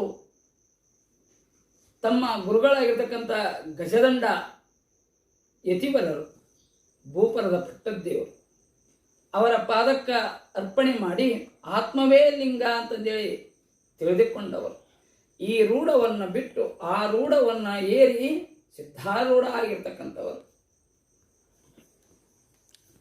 ಈ ನಮ್ಮ ಹಾಲಯ್ಯನಿಗೂ ಕೂಡ ಲಿಂಗ ಕಟ್ಟಬೇಕೋ ಬಿಡಬೇಕು ಅನ್ನುವಂಥ ಸಂಶಯ ಇದ್ದಾಗ ಎಲ್ಲರಿಗೂ ಕೇಳ್ತಾ ಇದ್ದಾರೆ, ನಾನು ಲಿಂಗ ಕಟ್ಟಕ್ಕೋ ಬೇಡ. ಒಬ್ಬ ಹಿರಿಯ ಹೇಳ್ತಾ ಇದ್ದಾನ, ನೀನು ಲಿಂಗ ಕಟ್ಟಬೇಕೋ ಬಿಡಬೇಕೋ ಅನ್ನೋದನ್ನು ತಿಳಿಬೇಕಾದ್ರೆ ಬಳ್ಳಾರಿ ಜಿಲ್ಲೆಯಲ್ಲಿ ಎಮ್ಮಿಗನೂರು ಅಂತ ಬರುತ್ತೆ, ಅಲ್ಲಿ ಜಡಿಸಿದ್ದ ತಾತರಿದ್ದಾರೆ, ಅವರ ಹತ್ತಿರ ಹೋಗು. ಆಗಿಂದಾಗ ಹಾಲಯ್ಯ ಹುಬ್ಬಳ್ಳಿಯಿಂದ ನಡೀತಾ ಬರ್ತಾ ಇದ್ದಾನೆ. ದಿನಕ್ಕೆ 4 ಹರದಾರಿ ನಡ್ಕೋಂತ ಬರ್ತಿದ್ದ. ಆ ಹಾಲಯ್ಯ ಬಿಳಿಯ ಕಂಬಳಿ, ಹೆಗಲ ಮೇಲೆ ತಿಳಿ ಕಾವಿ, ತಲೆಗೆ ಪಟಗ, ಕೊರಳಿಗೆ ರುದ್ರಾಕ್ಷಿ, ಹಣೆಗೆ ವಿಭೂತಿ, ಬರಿಗಾಲಲ್ಲಿಯೇ ನಡೀತಾ ಬರ್ತಾ ಇದ್ದ. ಇನ್ನೂ ಒಂದು ಹರದಾರಿ ಇತ್ತು, ಆಗ ಅಲ್ಲಿ ಒಬ್ಬ ಹಿರಿಯರಿಗೆ ಕೇಳ್ತಾ ಇದ್ದಾನೆ, ಒಬ್ಬ ಮುದುಕರಿಗೆ ಕೇಳ್ತಾ ಇದ್ದಾನೆ, ಇನ್ನೂ ಎಮ್ಮಿಗೆ ನೂರು ಎಷ್ಟು ದೂರ ಇದೆ? ಆ ಮುದುಕ ಹೇಳ್ತಾ ಇದ್ದಾನೆ, ಒಂದು ಹರದಾರಿ ದೂರ ಐತಿ ಸ್ವಾಮಿ. ಅವ್ರ ಹತ್ರ ನಾನು ಹೋಗ್ಬೇಕಾದ್ರೆ ಏನೇನು ತೆಗೆದುಕೊಂಡು ಹೋಗ್ಬೇಕು? ಆ ವಯಸ್ಸಾದ ಮುದುಕ ಹೇಳ್ತಾ ಇದ್ದಾನೆ, ಎಲೆ, ಅಡಿಕೆ, ಸುಣ್ಣ, ತಂಬಾಕು ಮತ್ತು ಗೋಧಿಯ ಕಣಕ ತೆಗೆದುಕೊಂಡು ಬೇಕು. ಎಲ್ಲವನ್ನು ತೆಗೆದುಕೊಂಡ ಹಲಯ್ಯ ಎಮ್ಮಿಗೆ ನೂರು ಸಮೀಪ ಇತ್ತು. ಆಗ ಜಡೇಸಿದ್ದ ಶಿವಾಚಾರ್ಯರಿಗೆ ಗೊತ್ತಾಯಿತು. ಎಲ್ಲರಿಗೂ ಹೇಳ್ತಾರ, ಆ ಮಠದಲ್ಲಿರ್ತಕ್ಕಂಥ ಸೇವಕರಿಗೆ, ಏನರೋ ಬೇಗ ಬೇಗನ ಮಠವನ್ನ ಕಸ ಹೊಡೀರಿ, ಮಠಕ್ಕೆಲ್ಲ ನೀರು ಚೆಲ್ಲ ಹೊಡ್ರಿ, ತಳೆದ ತೋರಣಗಳನ್ನು ಕಟ್ಟರು. ಒಬ್ಬ ಮನುಷ್ಯ ಬರ್ತಾ ಇದ್ದಾನೆ, ಒಬ್ಬ ಗುರು ಬರ್ತಾ ಇದ್ದಾನೆ, ಜಂಗಮ ಮಹೇಶ್ವರ ಬರ್ತಾ ಇದ್ದಾನೆ. ಆಗ ಎಲ್ಲರೂ ಮಠವನ್ನು ತಯಾರು ಮಾಡಿದರು, ತಳಿದ ತೋರಣಗಳಿಂದ ಶೃಂಗರಿಸಿದರು.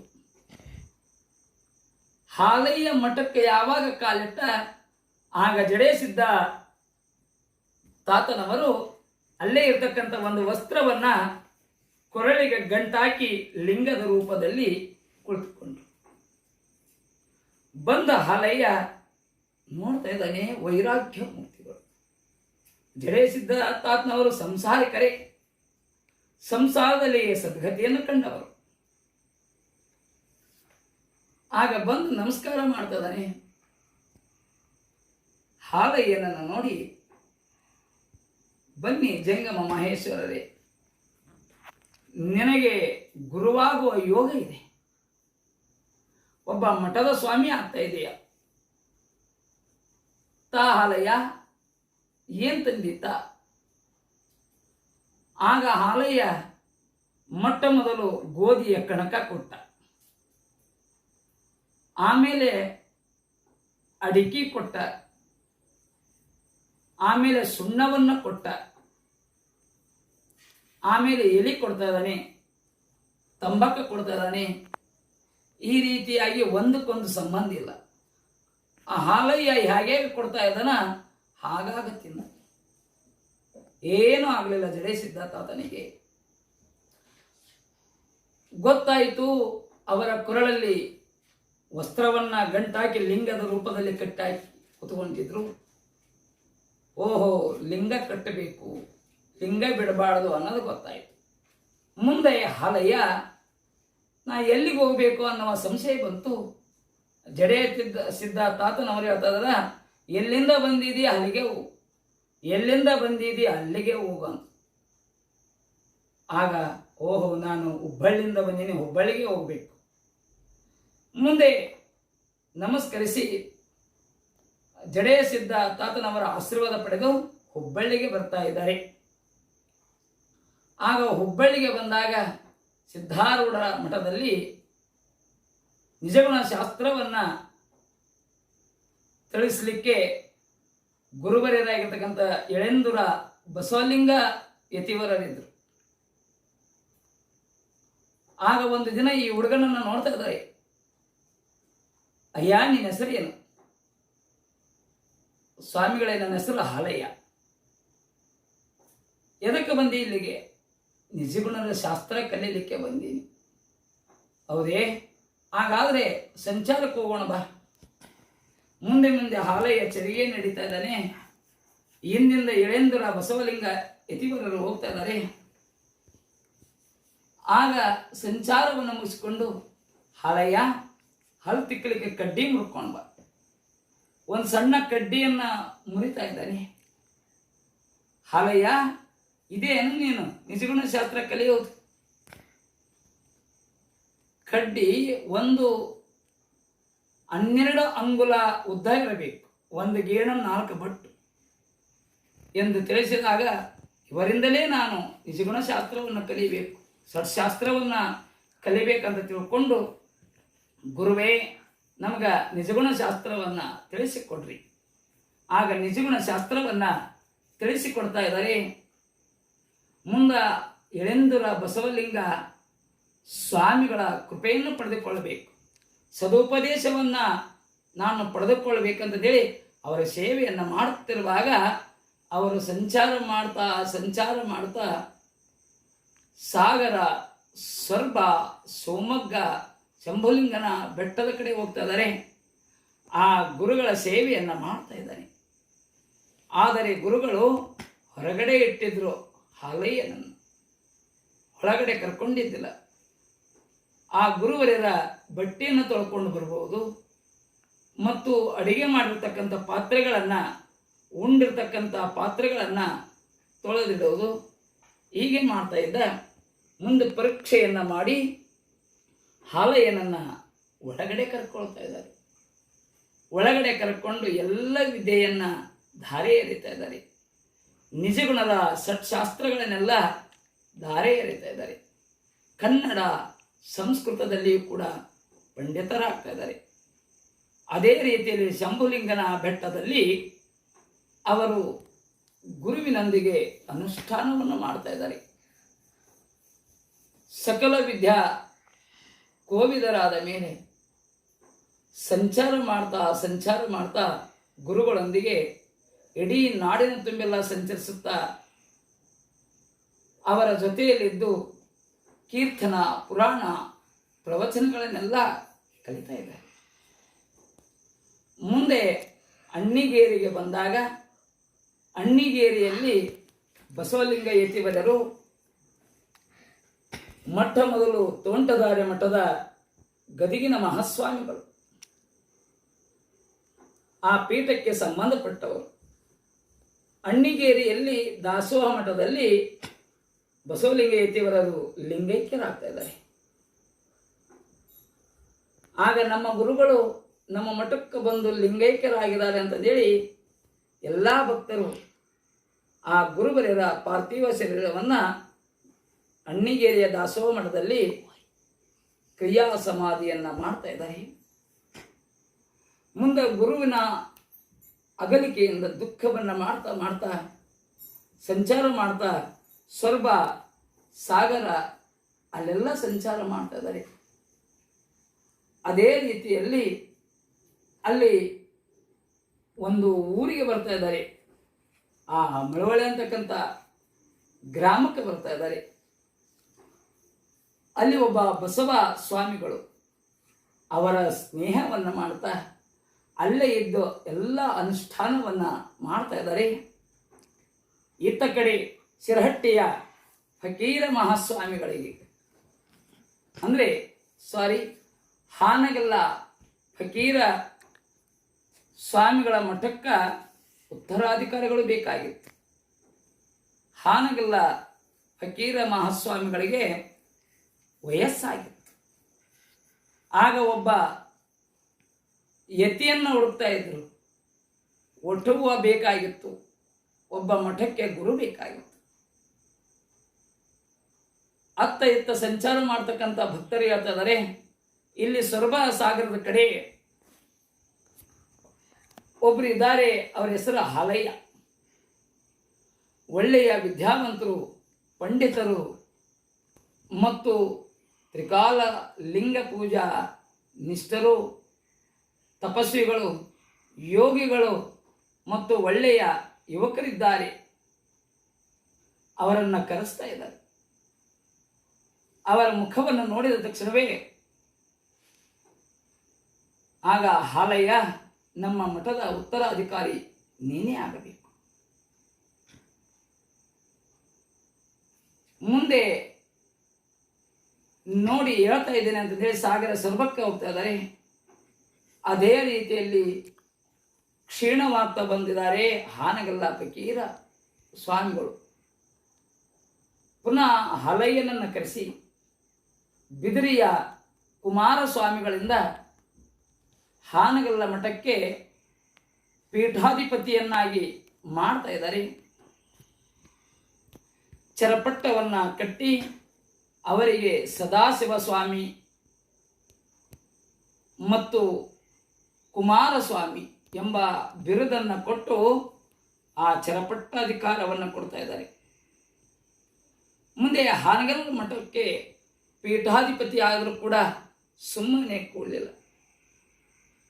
ಅಲ್ಲಲ್ಲಿ ಹಳ್ಳಿ ನಗರ ಪಟ್ಟಣಗಳಿಗೆ ಸಂಚರಿಸಿ ಎಲ್ಲ ಅಕ್ಷರ ಕಲಿಯದವರಿಗೆ ಅಕ್ಷರ ವಿದ್ಯೆಯನ್ನು ಕಲಿಸ್ತಾ ಇದ್ದ ಹಾಲಯ್ಯ ಸ್ವಾಮಿ ಈಗ ಕುಮಾರಸ್ವಾಮಿಗಳಾಗಿದ್ದಾರೆ ಹಾನಗಲ್ಲ ಮಠಕ್ಕೆ, ಸದಾಶಿವ ಸ್ವಾಮಿಗಳಾಗಿದ್ದಾರೆ ಹಾನಗಲ್ಲ ಮಠಕ್ಕೆ.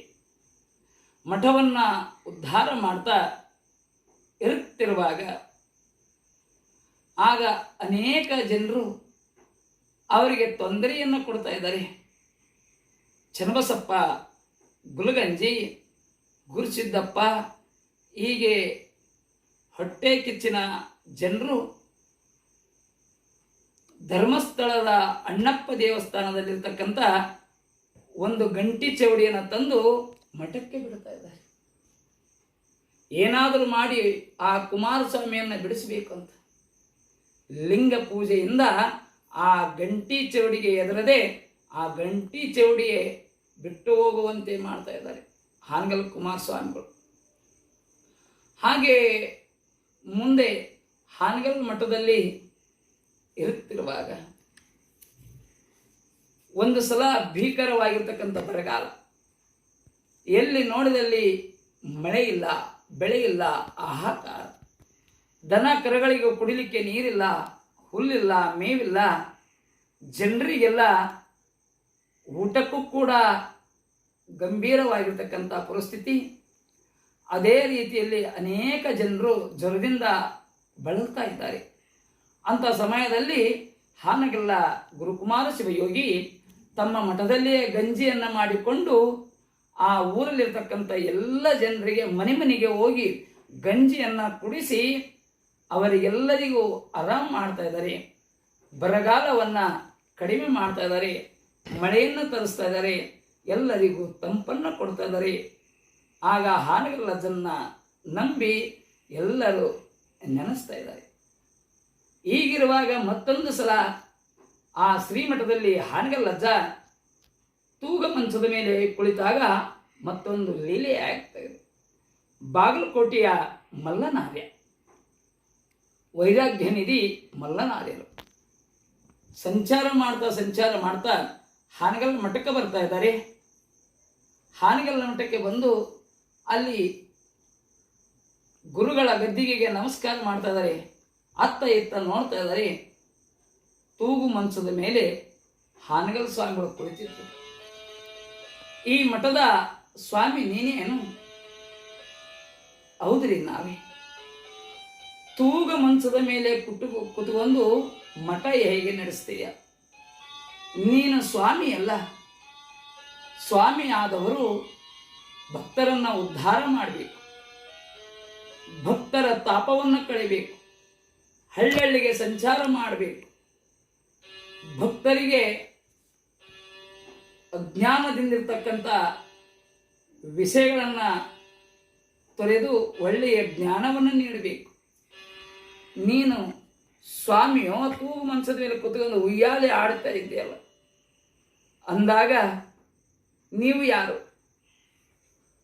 ನಾನು ಬಾಗಲಕೋಟೆ ಮಲ್ಲನಾರ್ಯ. ಓಹೋ, ವೈರಾಗ್ಯ ನಿಧಿ ಮಲ್ಲನಾರ್ಯರು. ಆಗಲಿ, ನಿಮ್ಮ ಜೊತೆಯಲ್ಲಿ ನಾನೂ ಕೂಡ ಕೈ ಜೋಡಿಸ್ತಾ ಇದ್ದೇನೆ ಎಂದು ಆ ಮಲ್ಲನಾರ್ಯರ ಜೊತೆಯಲ್ಲಿ ಮಠವನ್ನು ಉದ್ಧರಿಸಲು, ಭಕ್ತರನ್ನು ಉದ್ಧರಿಸಲು ಅಲ್ಲಿಯೇ ಹಾನಗಲ್ಲ ತಾಲೂಕಿನಲ್ಲಿ ಬೊಮ್ಮನಹಳ್ಳಿ, ಆ ಬೊಮ್ಮನಹಳ್ಳಿಯಲ್ಲಿ ಬಸವ ಪುರಾಣವನ್ನು ಹಚ್ತಾ ಇದ್ದಾರೆ. ವೈರಾಗ್ಯ ನಿಧಿ ಮಲ್ಲನಾರ್ಯರು ಬಸವ ಪುರಾಣವನ್ನು ಹೇಳ್ತಾ ಇದ್ದಾರೆ. ಎಲ್ಲ ಭಕ್ತರನ್ನು ಉದ್ಧಾರ ಮಾಡ್ತಾ ಇದ್ದಾರೆ. ಹೀಗೆ ಮಲ್ಲನಾರ್ಯರ ಜೊತೆಯಲ್ಲಿ ವೀರಶೈವ ಧರ್ಮವನ್ನು ಉದ್ಧಾರ ಮಾಡ್ತಾ ಇದ್ದಾರೆ. ಮಲ್ಲನಾರ್ಯರು ಹೇಳ್ತಿದ್ದಾರೆ, ಕುಮಾರೇಶ, ವೀರಶೈವ ಧರ್ಮವನ್ನು ಸ್ಥಾಪನೆ ಮಾಡಬೇಕು, ವೀರಶೈವ ಮತವನ್ನು ಉದ್ಧಾರ ಮಾಡಬೇಕು, ಈಗೆಲ್ಲ ಹೇಳ್ತಾ ಇದ್ರು. ಮುಂದೆ ಬಾಗಲಕೋಟೆಯಲ್ಲಿ 3 ದಿವಸ ಮಲ್ಲನಾರ್ಯರು ಘಂಟಾಘೋಷವಾಗಿ ವೀರಶೈವ ಮತದ ಬಗ್ಗೆ ಅವರು ಪ್ರವಚನವನ್ನು ಮಾಡ್ತಾ ಇದ್ದಾರೆ. ಆ ಧ್ವನಿ ಕೂಗಿ ಕೂಗಿ ಕೂಗಿ ಎದಿ ಒಡೆದು ರಕ್ತಕಾರಿ ಬಾಗಲಕೋಟೆಯಲ್ಲೇ ಅವರು ಲಿಂಗೈಕ್ಯರಾಗ್ತಾ ಇದ್ದಾರೆ. ಕುಮಾರೇಶನಿಗೆ ಮತ್ತಿಷ್ಟು ದುಃಖವಾಗ್ತಾ ಇದೆ. ಓಹೋ, ಮಲ್ಲನಾರ್ಯರು ಬಲಗೈ ಬಂಟರಿದ್ದಂಗಿದ್ರು, ಅವರನ್ನು ಕಳ್ಕೊಂಡು ಬಿಟ್ಟಿವೆಲ್ಲ, ಏನು ಮಾಡೋದು ಅಂತಂದೇಳಿ ದುಃಖವನ್ನು ಮಾಡ್ತಾ ಇದ್ದಾರೆ. ಪುನಃ ಮತ್ತು ತಮ್ಮ ಮಠದಲ್ಲಿ ಯಥಾ ರೀತಿಯಾಗಿ ಎಲ್ಲ ಸಂಚಾರವನ್ನು ಮಾಡುತ್ತಿರುವಾಗ ಅನೇಕ ದುರುಳರು ದುರ್ವ್ಯಸನಿಗಳು ಅವರಿಗೆ ಕಾಠವನ್ನು ಕೊಡ್ತಾ ಇದ್ದಾರೆ. ಆಗ ಲಿಂಗ ಪೂಜೆಯಿಂದ ಆ ಕಾಠವನ್ನು ಎಲ್ಲ ಬಿಡಿಸ್ತಾ ಇದ್ದಾರೆ.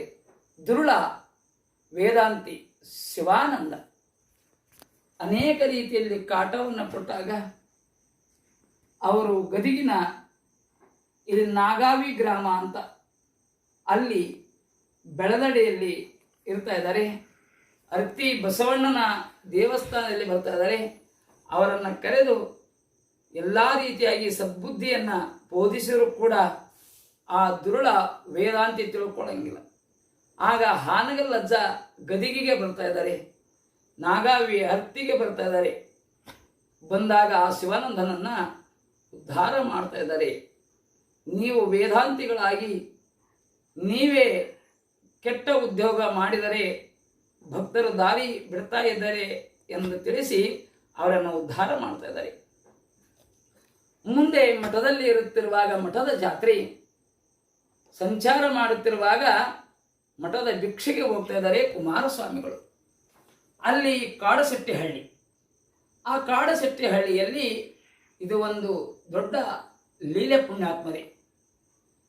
ಕಾಡಸೆಟ್ಟಿಹಳ್ಳಿಗೆ ಹೋದಾಗ ಎಲ್ಲರೂ ಹಾನಗಲ್ ಅಜ್ಜ ಬಂದ, ಕುಮಾರೇಶ ಬಂದ, ಫಕೀರ ಸ್ವಾಮಿಯ ಪೀಠಾಧಿಪತಿ ಬಂದರು ಎಂದು ಎಲ್ಲರೂ ನಮಸ್ಕಾರ ಮಾಡ್ತಾ ಇದ್ದಾರೆ. ಕಪ್ಪ ಕಾಣಿಕೆಗಳನ್ನು ಕೊಡ್ತಾ ಇದ್ದಾರೆ. ಆಗ ಕಾಣಿಕೆಗಳನ್ನು ದವಸ ಧಾನ್ಯಗಳನ್ನು ಕೊಟ್ಟು ಕೊಟ್ಟು ನಮಸ್ಕಾರ ಮಾಡುತ್ತಿರುವಾಗ ಕಾಡಸೆಟ್ಟಿಹಳ್ಳಿಯಲ್ಲಿ ಚರಂತಿ ಮಠದ ಗುರುಪಾದಯ್ಯ ಮತ್ತು ನೀಲಮ್ಮ ಅಂತಕ್ಕಂಥ ದಂಪತಿಗಳು ಅವರು ಬಂದು ನಮಸ್ಕಾರ ಮಾಡ್ತಾ ಇದ್ದಾರೆ. ನಮಸ್ಕಾರ ಮಾಡಿದಾಗ, ಯಾರು ನೀವು? ಯಪ್ಪ, ನಾವು ಬಡಜಂಗಮರು, ನನ್ನ ಹೆಸರು ಗುರುಪಾದಯ್ಯ, ಇವಳ ಹೆಸರು ನೀಲಮ್ಮ, ಬಡ ದಂಪತಿಗಳು, ನಾವು ಚರಂತಿ ಮಠದವರಪ್ಪ. ಎಲ್ಲರೂ ಕಾಣಿಕೆಗಳನ್ನು ಕೊಡ್ತಾರ, ನಮ್ಮ ಕಡೆ ಕೊಡ್ಲಿಕ್ಕೆ ಏನಿಲ್ಲ ತಂದೆ,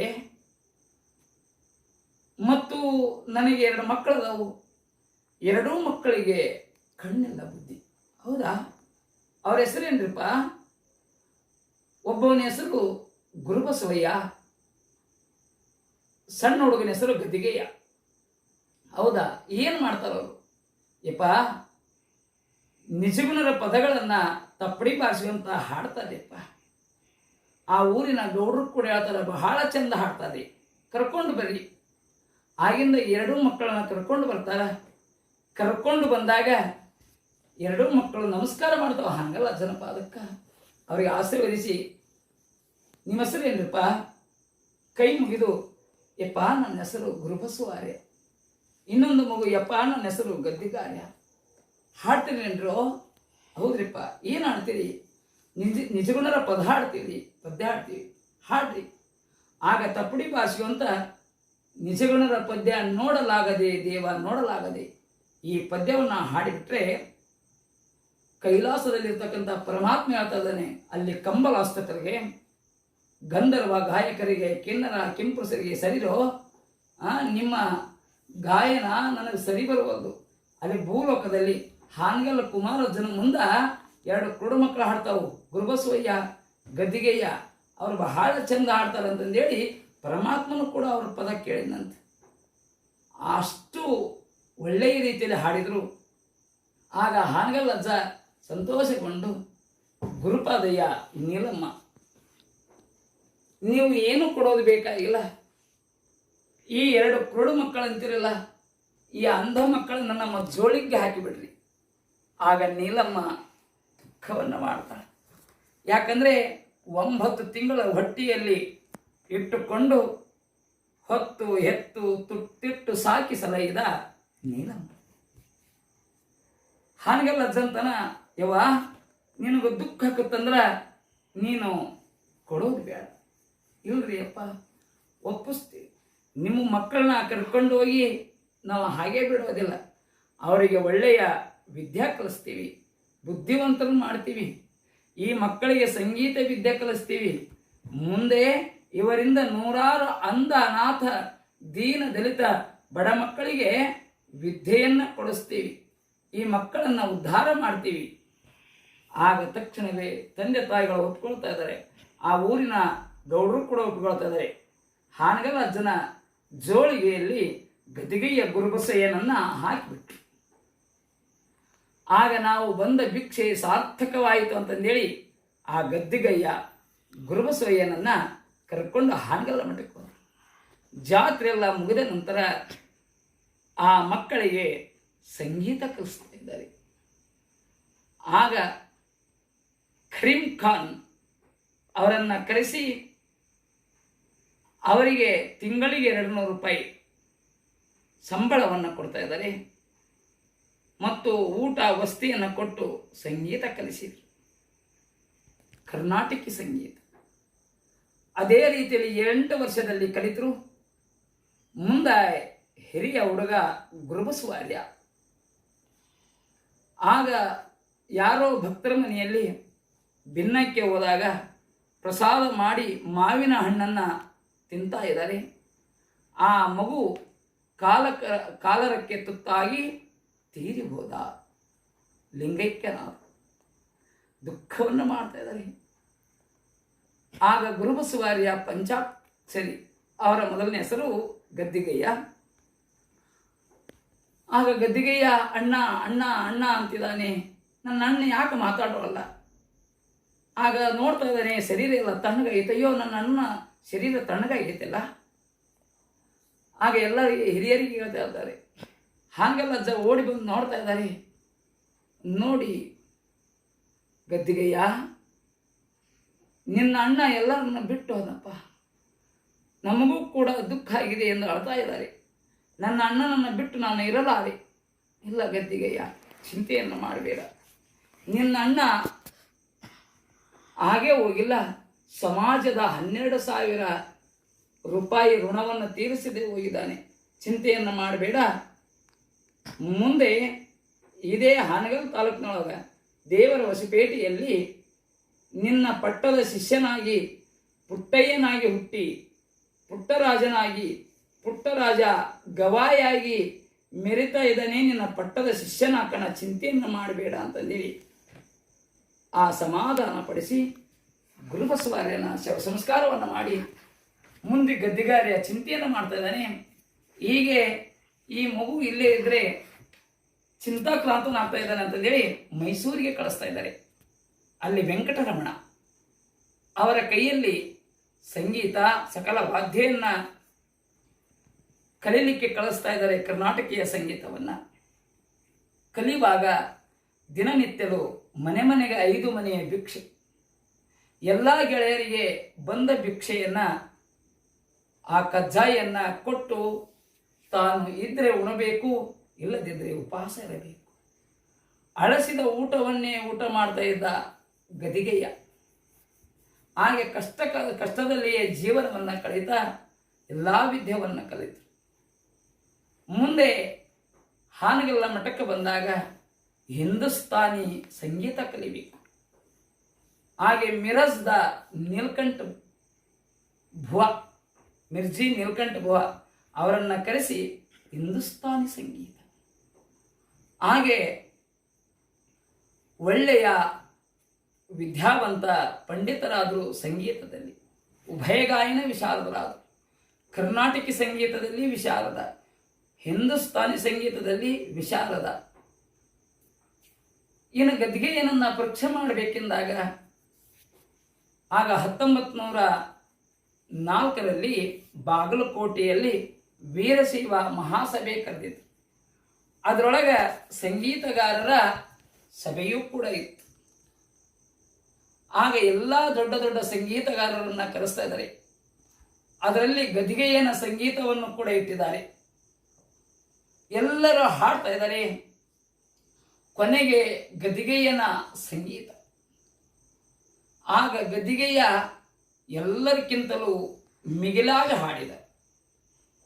ಪಂಚಮ ಕೋಗಿಲೆಗಳು ಯಾವ ರೀತಿಯಾಗಿ ಕೂಗ್ತಾ ಇದ್ದಾವ ಆ ರೀತಿ ಆ ಗದ್ದಿಗೆಯನ ಗಾಯನವನ್ನು ಕೇಳಿ ಎಲ್ಲರೂ ತಲೆದೂಗ್ತಾ ಇದ್ದಾರೆ, ಚಪ್ಪಾಳೆಯನ್ನು ಹೊಡಿತಾ ಇದ್ದಾರೆ. ಹೌದು, ಗದ್ದಿಗೆಯನ ಸಂಗೀತ ಎಲ್ಲರಿಗಿಂತಲೂ ಮಿಗಿಲಾಗಿ ಇವರು ಹಾಡಿದ್ದಾರೆ ಎಂದು ಹೊಗಳುತ್ತಾ ಇದ್ದಾರೆ. ಅದೇ ಸಭೆಯಲ್ಲಿ ಹಾನಗಲ್ಲ ಗುರುಕುಮಾರ ಶಿವಯೋಗಿಗಳ ಅಧ್ಯಕ್ಷತೆಯಲ್ಲಿ ಆ ಗದ್ದಿಗೆಯನಿಗೆ ಇಂದಿನಿಂದ ಇವನು ಗದ್ದಿಗೆಯನ್ನಲ್ಲ ಪಂಚಮ ಸ್ವರದಿಂದ ಹಾಡಿದ್ದಾರೆ. ಇನ್ನು ಮೇಲೆ ಇವರ ಹೆಸರು ಪಂಚಾಕ್ಷರಿ ಎಂಬ ಬಿರುದನ್ನು ಬಾಗಲಕೋಟೆಯ ವೀರಶೈವ ಮಹಾಸಭೆಯಲ್ಲಿ ಕೊಡ್ತಾ ಇದ್ದಾರೆ. ಎಲ್ಲರಿಗೂ ಸಂತೋಷವಾಗ್ತಾ ಇದೆ. ಗದಿಗೆ ಅಂತಕ್ಕಂಥ ಹೆಸರು ಹೋಗಿ ಪಂಚಾಕ್ಷರಿ ಆಗ್ತಾ ಇದ್ದಾರೆ. ಈ ಪಂಚಾಕ್ಷರಿ ಆಗ್ತದೆ. ಆಗ ಹಾನಗಲ್ಲ ಅಜ್ಜನ ಜೊತೆಯಲ್ಲಿ ಮಠಕ್ಕೆ ಬರುವಾಗ ಮುಂದೆ ಅವರಿಗೆ ಮನಸ್ಸಿನೊಳಗಿತ್ತು ವೀರಶೈವ ಸಭೆ ಸ್ಥಾಪನೆ ಮಾಡಬೇಕು ಮತ್ತು ಒಟುಗಳಿಗಾಗಿ, ವೀರಮಾಹೇಶ್ವರರಿಗಾಗಿ, ಸಾಧಕರಿಗಾಗಿ, ಮುಂದೆ ಮಠದ ಸ್ವಾಮಿಗಳಿಗಾಗಿ ಒಂದು ಮಂದಿರವನ್ನು ಸ್ಥಾಪನೆ ಮಾಡಬೇಕು. ಹಾಗೆ ಚಿತ್ತರಿಗೆ ಎಳಕಲ್ ವಿಜಯಮಾಂತ ಸ್ವಾಮಿಗಳ ಹತ್ತಿರ ಹೋಗಿ ಎಲ್ಲ ವಿಷಯವನ್ನು ಹಾನಗಲ್ಲಜ್ಜ ನಿವೇದನವನ್ನು ಮಾಡ್ತಾ ಇದ್ದಾನೆ. ಒಂದು ಮಂದಿರವನ್ನು ಸ್ಥಾಪನೆ ಮಾಡಬೇಕಲ್ಲ, ಒಠುಗಳಿಗಾಗಿ, ಮಠದ ಪೀಠಾಧಿಪತಿಗಳಿಗಾಗಿ ಒಂದು ಮಂದಿರ ಸ್ಥಾಪನೆ ಮಾಡಬೇಕು. ಹೇಗಿರಬೇಕು?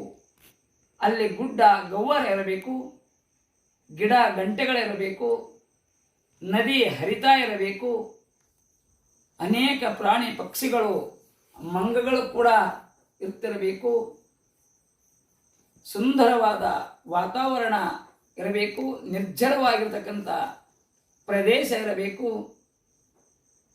ಅಂತ ಒಂದು ಸ್ಥಳದಲ್ಲಿ ಶಿವಯೋಗ ಮಂದಿರವನ್ನು ಸ್ಥಾಪನೆ ಮಾಡಬೇಕು. ಚಿತ್ರಗಿ ವಿಜಯ ಮಹಂತ ಶಿವಯೋಗಿಗಳು ಮಹಾಜ್ಞಾನಿಗಳು, ದೂರದೃಷ್ಟಿ ಅವರು. ಬಹಳ ಸಂತೋಷಗೊಂಡು ನಾವು ಮಾಡುವುದು ಬೇಡ, ನಮ್ಮಲ್ಲಿ ವಿಜಯ ಮಹಂತಮ್ಮ ಅಂತಕ್ಕಂಥ ಒಂದು ಆಕಳ ಇದೆ, ಆ ಆಕಳನ್ನು ಪೂಜಿಸಿ ನಮಸ್ಕರಿಸಿ ಆ ಆಕಳಿಗೆ ಬಿಡೋಣ.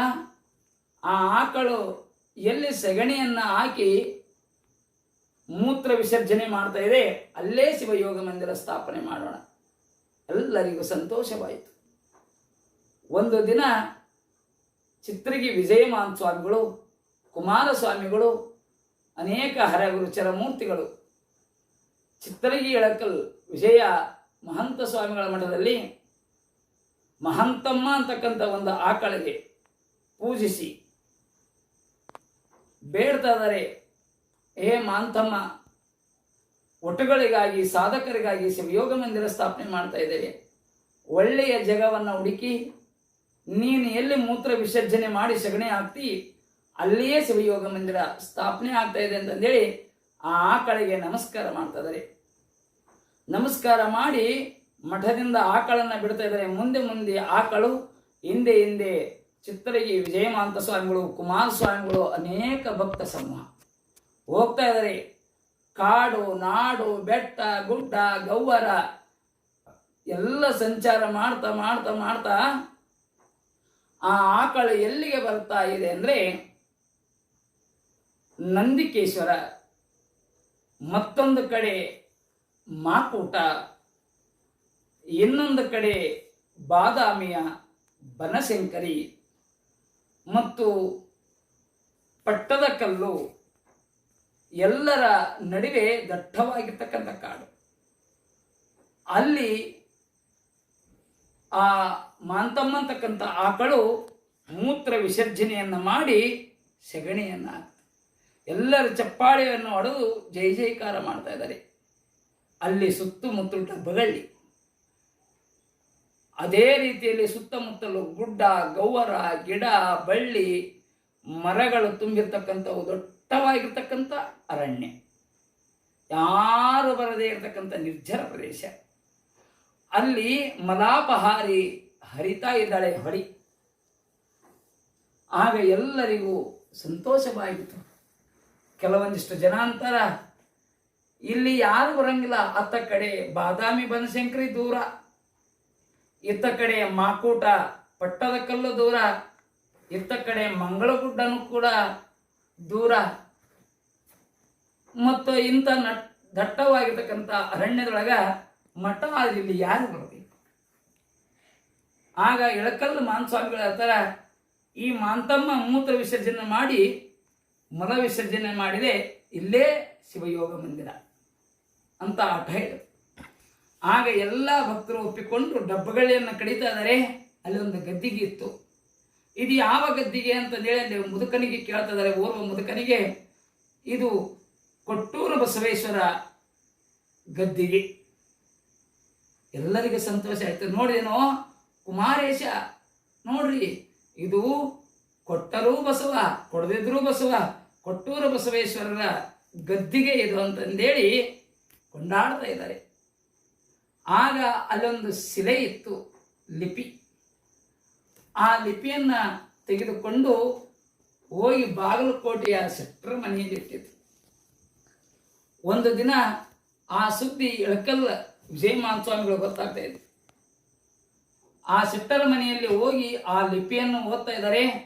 ಅದ್ರೊಳಗೆ ಏನಿತ್ತು ಅಂದ್ರೆ ಗಿಡಮಾಗಡಿಯ ಪುರ ಅಂದ್ರೆ ಗಿಡಮಾಗಡಿ ಅಂದ್ರೆ ಮಾಕೂಟ,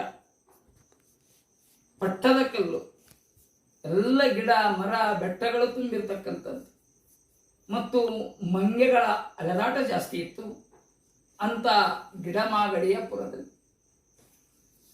ಓರ್ವ ಒಟುವರ ಬರ್ತಾ ಇದ್ದಾನೆ ಅಂದ್ರೆ ಹಾನಗಲ್ಲ ಮಹಾಸ್ವಾಮಿ. ಮಠವನ್ನ ಕಟ್ತಾ ಇದ್ದಾನೆ, ಸಮಾಜವನ್ನ ಉದ್ಧಾರ ಮಾಡ್ತಾ ಇದ್ದಾನೆ ಎಂದು ಆ ಲಿಪಿಯಲ್ಲಿ ಇತ್ತು. ಹಾಗೆ ಮುಂದೆ ಬಾಗಲಕೋಟೆಯಲ್ಲಿ ಎಲ್ಲ ಹಿರಿಯರು, ಕೆಲವೊಂದಿಷ್ಟು ಜನ ಮಠ ಕಟ್ಟಬಾರ್ದು ಬಾಗಲಕೋಟೆಯಲ್ಲಿ ಆಗಲಿ ಸೊಲ್ಲಾಪುರದಲ್ಲಿ ಆಗಲಿ, ಅಲ್ಲಿ ವಾರದ ಮಲ್ಲಪ್ಪನವರು ಕೂಡ ಬರ್ತಾರೆ. ಆಗ ಇಳಕಲ್ಲ ಮಹಂತ ಸ್ವಾಮಿಗಳು ಎಲ್ಲಿಯೂ ಬೇಡ, ಇಲ್ಲೇ ಮಹಾಂತಮ್ಮ ಮೂತ್ರ ವಿಸರ್ಜನೆ ಮಾಡಿ ಮಲ ವಿಸರ್ಜನೆ ಮಾಡಿದ್ರೆ ಅಲ್ಲಿಯೇ ಶಿವ ಮಂದಿರ ಆಗಬೇಕು ಅಂದಾಗ ಅಲ್ಲಿ ಮಠ ಕಟ್ಟಲಿಕ್ಕೆ ಸಿದ್ಧ ಮಾಡ್ತಾ ಇದ್ದಾರೆ. 1908ರಲ್ಲಿ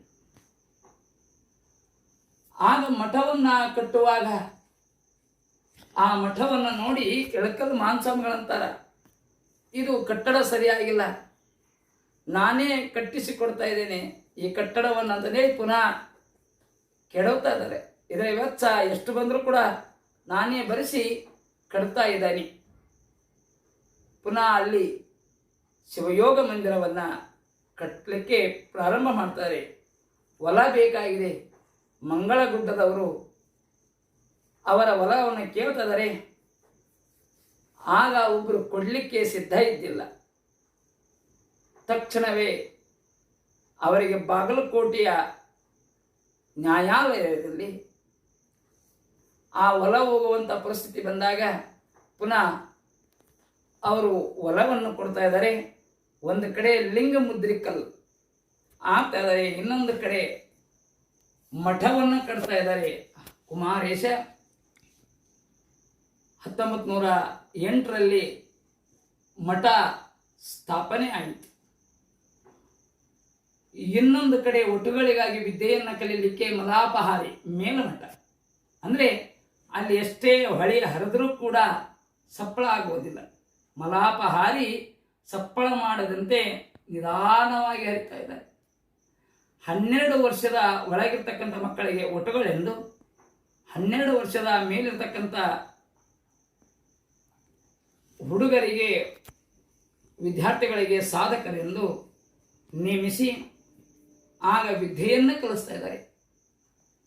ಅದೇ ರೀತಿಯಲ್ಲಿ ಆಗಿನ ಕಾಲದಲ್ಲಿ 12 ಜನ ಪಂಚಮ ಶಾಲೆಯ ಭಕ್ತರಿಗೂ ಕೂಡ ಅವರು ಒಟುಗಳನ್ನಾಗಿ ಸಾಧಕರನ್ನಾಗಿ ಮಾಡಿ ವಿದ್ಯೆಯನ್ನ ಕಲಿಸಿದ್ದಾರೆ. ಮತ್ತು 12 ಮಠಗಳಿಗೂ ಕೂಡ ಪೀಠಾಧಿಪತಿಗಳನ್ನು ಮಾಡಿದ್ದಾರೆ. ಈಗಲೂ ಕೂಡ ಆ ಶಿವಯೋಗ ಮಂದಿರದಲ್ಲಿ ಆ ಪತ್ರವಿದೆ ಅಂತ ಹೇಳ್ತಾ ಇದ್ದಾರೆ. ಹಾಗೆ ಮುಂದೆ ಶಿವಯೋಗ ಮಂದಿರ ಉದ್ದೇಶಗಳನ್ನು ವಿಚಾರ ಮಾಡ್ತಾ ಇದ್ದಾರೆ. ಶಿವಯೋಗ ಮಂದಿರ ಅಂತಂದರೆ ಒಟ್ಟುಗಳಿಗಾಗಿ ಮೀಸಲಾಗಬೇಕು. ಅಲ್ಲಿ ಸಂಸ್ಕೃತ, ವೈದಿಕ, ವೇದ, ಅದರ ಜೊತೆಯಲ್ಲಿ ಶಾಲೆಗಳನ್ನು ತೆರೀಬೇಕು. ಅದೇ ರೀತಿಯಲ್ಲಿ ಶಿಕ್ಷಕರನ್ನು ತೆಗೆದುಕೊಂಡು ಅನೇಕ ಶಿಕ್ಷಕರಿಗೆ ಬೋಧೆಯನ್ನು ಮಾಡಿ ಆ ಶಿಕ್ಷಕರನ್ನು ತಯಾರು ಮಾಡಿ ಮಕ್ಕಳಿಗೆ ಪಾಠ ಹೇಳ್ತಿದ್ರು. ಸುತ್ತಮುತ್ತ ಹಳ್ಳಿಗೆ ಹೋಗಿ ಅಕ್ಷರಾಭ್ಯಾಸ ಮಾಡಿಸ್ತಾ ಇದ್ರು. ಅದೇ ರೀತಿಯಲ್ಲಿ ಮುಂದೆ ಶಿವಯೋಗ ಮಂದಿರದಲ್ಲಿ ವಿಭೂತಿ ತಯಾರು ಮಾಡಬೇಕು. ಕ್ರಿಯಾಭಸ್ಮವನ್ನು ತಯಾರು ಮಾಡಬೇಕಂದ್ರೆ ಆಕಳಗಳು ಬೇಕು. 300-400 ಆಕಳಗಳನ್ನು ತರ್ತಾ ಇದ್ದಾರೆ, ಭಕ್ತರು ಕೊಡ್ತಾ ಇದ್ದಾರೆ. ಅದೇ ರೀತಿ ಅನೇಕ ಭಕ್ತರು ಹೊಲಗದ್ದೆಗಳನ್ನು ದಾನವಾಗಿ ಕೊಡ್ತಾ ಇದ್ದಾರೆ. ಅದರಲ್ಲಿ ಒಂದು ಕಡೆ ಕ್ರಿಯಾಭಸ್ಮ, ಇಂದಿಗೂ ಕೂಡ ಪ್ರಸಿದ್ಧಿ ಶಿವಯೋಗ ಮಂದಿರ ಕ್ರಿಯಾಭಸ್ಮ. ಅಂದರೆ ಆಕಳ ಸಗಣಿಯನ್ನು ಅಂತರಲ್ಲೇ ಹಿಡಿಕೊಂಡು ನೆರಳಲ್ಲಿಯೇ ಒಣಗಿಸಿ ಅದಕ್ಕೆ ಸುಟ್ಟು 10 ರೀತಿಯಾಗಿ ಸೋಸಿ ಕ್ರಿಯಾಭಸ್ಮವನ್ನು ತಯಾರು ಮಾಡ್ತಾರೆ. ಅದೇ ರೀತಿಯಲ್ಲಿ ಆ ಭಸ್ಮಕ್ಕೆ ಬಹಳ ಬೆಲೆ. ಕಲ್ಪಭಸ್ಮ, ವಿಕಲ್ಪ ಭಸ್ಮ, ಅನುಕಲ್ಪ ಭಸ್ಮ. ಅದರಲ್ಲಿ ಕಲ್ಪಭಸ್ಮವೇ ಶ್ರೇಷ್ಠ. ಆ ವಿಭೂತಿ, ಕ್ಷಾರ, ರಕ್ಷೆ, ಬೂದಿ, ಬಸಿತ, ಭಸ್ಮ, ಹೀಗೆ ಅನೇಕ ಹೆಸರುಗಳು. ಆ ವಿಭೂತಿ ತಯಾರು ಮಾಡುವ ಕೇಂದ್ರವಾಯಿತು. ಅನೇಕ ಆಕಳಗಳನ್ನು ಸಾಕ್ತಾ ಇದ್ರು, ಗೋಕೇಂದ್ರವಾಯಿತು. ಅವರೇ ಆಕಳನ್ನು ಮೈ ತೊಳಿತಾ ಇದ್ರು, ಮೇಯಿಸ್ತಾ ಇದ್ರು ಕುಮಾರೇಶ. ಆಗಾಗ ಆಕಳಗಳನ್ನು ನೋಡ್ತಾ ಇದ್ರು. ಮುಂದೆ ಬರ್ತಾ ಬರ್ತಾ ವನಸ್ಪತಿ ತಯಾರು ಮಾಡಬೇಕು, ವನಸ್ಪತಿಯಿಂದ ಔಷಧ ತಯಾರು ಮಾಡಬೇಕಂತ ವನಸ್ಪತಿಯ ರಚನೆ ಮಾಡಿ ಆ ಅನೇಕ ಗಿಡಮೂಲಿಕೆಗಳನ್ನು ಹಾಕಿದರು. ಅದು ಕೆಲವೊಂದಿಷ್ಟು ಜನ ನಡೆದು ಬಂದಾಯಿತು ಆರ್ಥಿಕ ಪರಿಸ್ಥಿತಿಯಿಂದ. ಮುಂದೆ ಕುಮಾರೇಶ ಅನೇಕ ಲೀಲೆಗಳನ್ನು ಮಾಡ್ತಾ ಬಂದಿದ್ದಾರೆ. ಪರಳಿಯಲ್ಲಿ ನ್ಯಾಯ ಬಿದ್ದಿತ್ತು ಹೈದರಾಬಾದ್. ಆಗ ಅಂದರೆ ಬ್ರಾಹ್ಮಣರಿಗೂ ಮತ್ತು ವೀರಶೈವರಿಗೂ. ಅದು ಮೊದಲು ವೀರಶೈವರ ಗುಡಿ. ಬ್ರಾಹ್ಮಣರು ಜಗಳವನ್ನು ತೆಗೆದು ವೀರಶೈವರಿಂದ ಕಸಿಕೊಂಡು ಬ್ರಾಹ್ಮಣರು ತಾವು ಪೂಜಿಸ್ತಾ ಇದ್ರು. ಅಲ್ಲಿರ್ತಕ್ಕಂಥ ಓರ್ವ ಭಕ್ತ ಇದನ್ನು ಯಾವ ರೀತಿಯಾಗಿ ಉದ್ಧಾರ ಮಾಡಬೇಕು ಅಂತ ಚಿಂತೆ ಮಾಡಿದಾಗ ನೆನಪಾಯಿತು, ಓಹೋ, ಶಿವಯೋಗ ಮಂದಿರದಲ್ಲಿ ಹಾನಗಲ್ಲ ಗುರುಕುಮಾರ ಶಿವಯೋಗಿಗಳು ಅವರಿಗೆ ಪತ್ರ ಬರೀಬೇಕಂತೇಳಿ ಅವರಿಗೆ ಓಲೆಯನ್ನು ಬರೆದಾಗ ಆಗಿಂದಾಗ ಹಾನಗಲ್ಲ ಕುಮಾರೇಶ ಹೈದರಾಬಾದಿಗೆ ಹೋಗಿ ಆ ಪರಳಿಯಲ್ಲಿ ವ್ಯಾಜ್ಯ ನಡೆದಿತ್ತಲ್ಲ, ಆ ವ್ಯಾಜ್ಯವನ್ನು ಬಗೆಹರಿಸಲಿಕ್ಕೆ ಒಂಟಿಗಾಲಲ್ಲೇ ನಿಂತುಕೊಂಡು ಅನುಷ್ಠಾನ ಮಾಡ್ತಾ ಇದ್ದಾರೆ. ಹಳ್ಳಿಗೆ ಭಿಕ್ಷೆ ಬೇಡಿ ಬಂದಿರತಕ್ಕಂಥ ಎಲ್ಲ ಭಕ್ತರಿಗೆ ಅನ್ನ ದಾಸೋಹ, ಅವರಿಗೆ ಖರ್ಚು ವೆಚ್ಚಗಳನ್ನು ಎಲ್ಲ ಕೊಟ್ಟು ಆ ಪರಳಿಯಲ್ಲಿ ಆ ನ್ಯಾಯವನ್ನು ಬಗೆಹರಿಸಿ ಪುನಃ ಬ್ರಾಹ್ಮಣರಿಂದ ಆ ಗುಡಿಯನ್ನು ಕಸಿದು ವೀರಶೈವರಿಗೆ ಕೊಡ್ತಾ ಇದ್ದಾರೆ. ಅದೇ ರೀತಿಯಲ್ಲಿ ಅನೇಕ ಮಠ ಮಂದಿರಗಳನ್ನು ಕೂಡ ಉದ್ಧಾರ ಮಾಡ್ತಾ ಇದ್ದಾರೆ. ಹಾಗೆ ಹಾನಗಲ್ಲ ಗುರುಕುಮಾರ ಶಿವಯೋಗಿಗಳಿಂದ ವಿದ್ಯೆಯನ್ನು ಕಲಿತಿರ್ತಕ್ಕಂಥ ಪಂಚಾಕ್ಷರ ಗವಾಯಿಗಳವರು ಶಿವಯೋಗ ಮಂದಿರದಲ್ಲಿ ಇರುತ್ತಿರುವಾಗ ಬರಗಾಲ ಬರುತ್ತೆ. ಆವಾಗ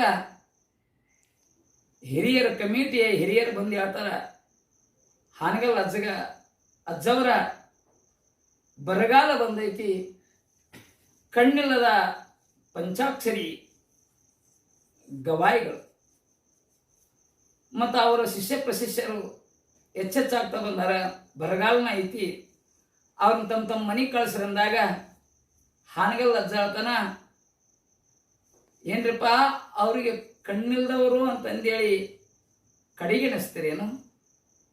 ಅವ್ರಿಗೆ ಕುರುಡ್ರು ಅಂತಂದೇಳಿ ಕಡೆಗೆಣಿಸ್ತೀರೇನು? ಅವ್ರ ಬರಗಾಲ ಬಂದ್ರ ಊರಿಗೆ ಕಳಿಸಿಬಿಡ್ಬೇಕಾ, ಮನೆಗೆ ಕಳಿಸ್ಬೇಕಾ?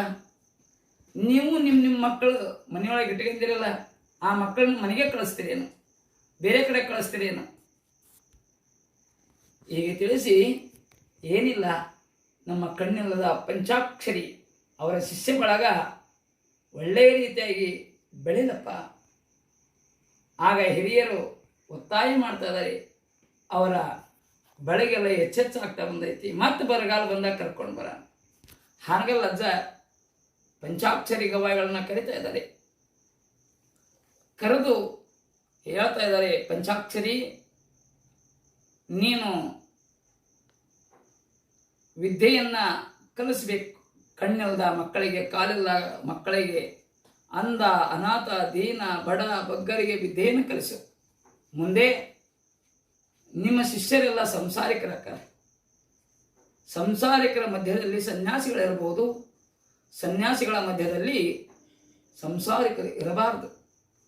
ಆದ್ದರಿಂದ ನೀನು ಶಿವಯೋಗ ಮಂದಿರವನ್ನು ಬಿಟ್ಟು ಬೇರೆ ಕಡೆ ಪಾಠಶಾಲೆಯನ್ನು ತೆಗೆದುಕೊಳ್ಬೇಕು, ಸಂಚಾರಿ ಪಾಠಶಾಲೆಯನ್ನು ಮಾಡಬೇಕು. ಪಂಚಾಕ್ಷರ ಅಜ್ಜ, ಯಪ್ಪ ನಾನು ನಿನ್ನ ಬಿಟ್ಟಿರಲಿಕ್ಕೆ ಒಲ್ಲೆ ಅಂತ ಹೇಳಿ ದುಃಖವನ್ನು ಮಾಡಿದಾಗ, ಇಲ್ಲ ಪಂಚಾಕ್ಷರಿ, ನೀನೇನು ಚಿಂತೆ ಮಾಡಬೇಡ, ಮುಂದೆ ಗುರು ಇರಲಿ, ಹಿಂದೆ ನನ್ನ ಆಶೀರ್ವಾದ ಇರ್ತಾ ಇದೆ, ಗುರು ಇರ್ತಾ ಇದ್ದೇನೆ ಎಂದು ಅಭಯ ಹಸ್ತವನ್ನಿಟ್ಟಾಗ ಗುರುಗಳ ಅಪ್ಪಣೆಯ ಮೇರೆಗೆ 1914 ನಿಡಗುಂದಿ ಕೊಪ್ಪ, ಈಗಿನ ರೋಣ ತಾಲೂಕಿನ ನಿಡಗುಂದಿ ಕೊಪ್ಪದಲ್ಲಿ ಶಿವಯೋಗ ಮಂದಿರದ ಸಂಗೀತ ಪಾಠಶಾಲೆ ತೆಗಿತಾ ಇದ್ದಾರೆ. ಆಗ ಗುರುಗಳ ಆಶೀರ್ವಾದದಿಂದ ನಿಡಗುಂದಿ ಕೊಪ್ಪದಲ್ಲಿ ಸಂಗೀತ ಪ್ರಾರಂಭ 1914ರಲ್ಲಿ. ಅದೇ ಇಸ್ವಿಯಲ್ಲಿಯೂ ಕೂಡ ಪಂಡಿತ ಪುಟ್ಟರಾಜ ಕವಿ ಗವಾಯಿಗಳವರು ಜನಿಸಿದ ಇಸ್ವಿಯೂ ಕೂಡ ಅದು ಯೋಗ. ಹಾಗೆ ಸಂಗೀತವನ್ನು ಕಲಿಸ್ತಾ ಇದ್ದಾರೆ ಪಂಚಾಕ್ಷರಿ ಗವಾಯಿಗಳು. ಮುಂದೆ ವಯಸ್ಸಾಗ್ತಾ ಬರುತ್ತದೆ, ಅವರಿಗೆ ಮದುವೆ ಆಗಬೇಕು ಅನ್ನುವಂಥ ಆಸೆ ಇರ್ತೈತಿ. ಆಗ ಹಾನಗಲ್ ಅಜ್ಜನಿಗೆ ವಿಷಯನ ತಿಳಿಸ್ತಾ ಇದ್ದಾರೆ, ನಾನು ಮದುವೆ ಆಗಬೇಕು.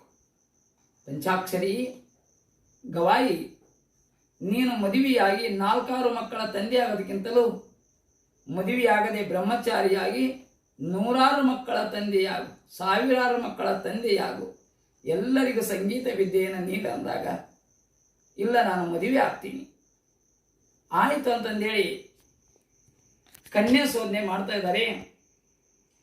ಹಾನಗಲ್ ಅಜ್ಜ ಎಲ್ಲೆಲ್ಲಿ ಸಭೆಗೆ ಹೋಗ್ತಾ ಇದ್ದಾರೆ ಅಲ್ಲೆಲ್ಲ ಹಿರಿಯರಿಗೆ ಹೇಳ್ತಿದ್ರು, ಹೆಂಗ್ರಪ್ಪ, ಒಂದು ಹುಡುಗ ಅದನ, ಒಳ್ಳೆ ವಿದ್ಯಾವಂತ, ಒಳ್ಳೆಯ ಸಂಗೀತಗಾರ, ಭಾಳ ಚಂದ ಹಾಡ್ತಾನ, ಮತ್ತು ಬಸವಣ್ಣನವರ ವಚನ ಕನ್ನಡದಲ್ಲಿ ಟ್ಯೂನ್ ಮಾಡಿ ಹಾಡ್ತಾ ಇದ್ದಾರೆ.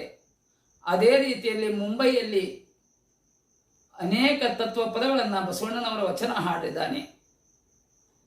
ಆ ವಿದ್ಯಾರ್ಥಿಗೆ ಮದುವೆ ಮಾಡಬೇಕಾಗೈತಿ, ಕನ್ಯೆ ಬೇಕಾಗೈತಿ. ಆಗ ನಾನು ಕೊಡ್ತೀನಿ, ನೀನು ಕೊಡ್ತೀನಿ ಅಂತಿದ್ರು. ಆಗ ಹಾನಗಲ್ ಅಜ್ಜ ಹೇಳ್ತಿದ್ದ, ಕೊಡ್ತೀರಿ ಕರೆ, ಆದರೆ 2 ಕಣ್ಣಿಲ್ಲ ಅಂದಾಗ ಎಲ್ಲರೂ ಗೊಳೆ ಅಂತ ನಗ್ತಿದ್ರು. ಈಗಿರ್ತಿರುವಾಗ ಒಂದು ಸಲ ಹಾಲೂರ ಗುರಪ್ಪನವ್ರಂತ ಗದಗಿನವರು, ಅವರಿಗೆ ವಿಷಯ ಗೊತ್ತಾಗ್ತೈತಿ.